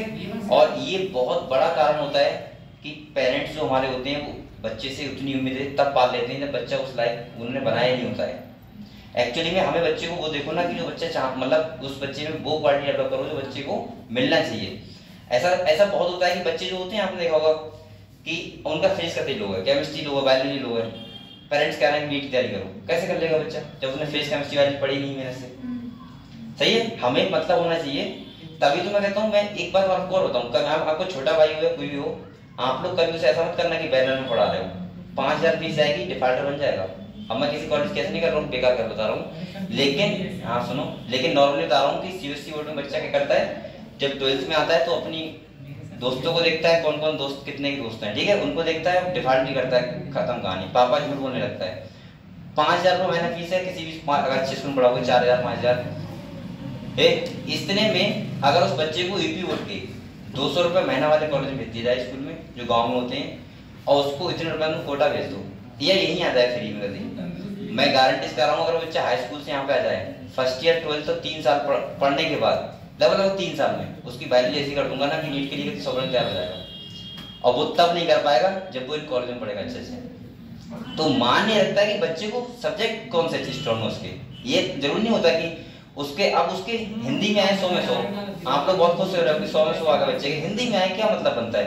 IELTS तैयारी करेगा तो ठीक है, तो 100 में 100 सही है, लेकिन अब तुम नीट में भेज रहे हो, फिजिक्स केमिस्ट्री बिल्कुल नंबर कम है, तो कैसे काम चलेगा? हाँ, हिंदी में 100 में 100 आए तो उसे IELTS तैयारी करवाओ ना। तो ये क्वालिटी देखनी चाहिए कि बच्चे के अंदर क्या क्वालिटी है, उसके हिसाब से उसे आगे भेजना चाहिए। समझ गए हम लोग? और हमेशा ध्यान रखना चाहिए कि बहुत ज्यादा ये सब चीजें बहुत डिपेंड करती हैं अगले जाके कि बच्चे कैसे करके क्या तैयारी करता है। ठीक है, तो आप लोग तैयारी करो आराम से और मेहनत से पढ़ाई करो। अगले देखो बेटा, यहाँ पे अब बोलो मत, ये है एक मक्खी है ड्रोसोफिला मेलानोगास्टर। यहाँ पे ऐसा हुआ था, साइंटिस्ट थे वो समझा रहे थे क्रोमोसोम थ्योरी ऑफ इनहेरिटेंस को, और यहाँ पे एक साइंटिस्ट आए थे मॉर्गन। कौन से आए थे? TH Morgan. ये नीट का क्वेश्चन है लास्ट ईयर का, TH मॉर्गन।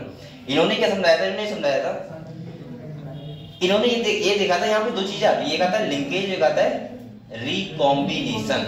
ये लिंकेज क्या होती है और रिकॉम्बिनेशन क्या होती है वो समझो। देखो बेटा, मेंडल जो साइंटिस्ट थे वो बहुत खुशकिस्मत थे कि उनके केस में लिंकेज नहीं मिली। अगर उनके केस में लिंकेज होती तो उनके जो रेशियो आ रहे थे वो आते ही नहीं कभी। लिंकेज का मतलब होता है सिंपल भाषा में, जब कोई जीन बहुत पास होता है, क्या होता है? जब कोई जीन पास होता है तो वहां पे लिंकेज होती है, जो पेरेंटल कैरेक्टर होते हैं वो ज्यादा आते हैं। समझ गए? और जब लिंकेज कम होती है तो नए कैरेक्टर क्या होते हैं? ज्यादा आते हैं। मेंडल जो पी प्लांट पे एक्सपेरिमेंट कर रहे थे वहां लिंकेज देखने को नहीं मिली। अगर लिंकेज होती तो उनके जो रेशियो आते हैं वो सब क्या आते? बेकार आते। लिंकेज अब इन्होंने जब यहाँ पे देखा क्रोमोसोमल थ्योरी ऑफ इनहेरिटेंस को देखा, तो TH मॉर्गन ने जब इस पे किया एक्सपेरिमेंट तो इन्होंने पूरी असलियत बताई लिंकेज की और रिकॉम्बिनेशन क्या होते हैं। रिकॉम्बिनेशन का मतलब होता है ए नॉन पेरेंटल टाइप, और लिंकेज का मतलब क्या होता है? Parental type. अगर किसी जैसे अगर मान लिया कोई फादर है, सही, उनके 2 जीन आपस में क्या कर रहे हैं? लिंकेज शो कर रहे हैं। अगर वो जीन जो लिंकेज शो कर रहा है वो ठीक वाला है, अच्छा कैरेक्टर है, तो बच्चे में वो कैरेक्टर क्या हो जाएगा? फ्री में चला जाएगा, अच्छा वाला। अगर मान लिया फादर कोई प्रॉब्लम है, कोई डिजीज है जेनेटिक, और वो अगर बच्चे में, तो वो भी डिजीज क्या होगी? बच्चे में फ्री ऑफ कॉस्ट चली जाएगी। लिंकेज का मतलब होता है पेरेंटल टाइप ज्यादा होना, और पेरेंटल टाइप मतलब बच्चे का जो देखने का, यानी बच्चा जो लगेगा वो लगभग कैसा लगेगा? पेरेंट की तरह। क्यों? क्योंकि वहां पे लिंकेज शो जीन्स में हो रही होगी। और अगर लिंकेज शो नहीं हो रही है तो इसका मतलब क्या होता है? नॉन पेरेंटल टाइप, यानी कि वहां पे रिकॉम्बिनेशन होते हैं उसको, और बच्चे में जो नए कैरेक्टर होंगे वो बहुत ज्यादा डेवलप होंगे। समझ गए आप लोग? तो मेंडल केस में लिंकेज शो नहीं हो रही थी, तो इसलिए उन्हें अच्छे कैरेक्टर मिल गए। चलो, तो आप लोग पढ़ाई करते रहो बेसिकली, और बेटा आप लोग मेहनत करो, सही है। इसके बाद हम लोग कल मैं बहुत ही इंपॉर्टेंट आपको एक पैटर्न बताऊंगा, लिंकेज और रिकॉम्बिनेशन, जो बेसिकली बच्चों को समझ में नहीं आता है। जैसे ये वाला देखो, ये वाला डायग्राम देखो, ज्यादा नहीं क्या सोचते हैं ये क्या है, और ये सिंपल सा है। यहाँ पे मैं आपको बताऊंगा क्या क्या होता है, ठीक है। चलो इसका क्या बात करते हैं, और आप लोग कंटिन्यू पढ़ाई करने आओ, ठीक है, जिससे आपको जेनेटिक्स अच्छी हो जाए, ठीक।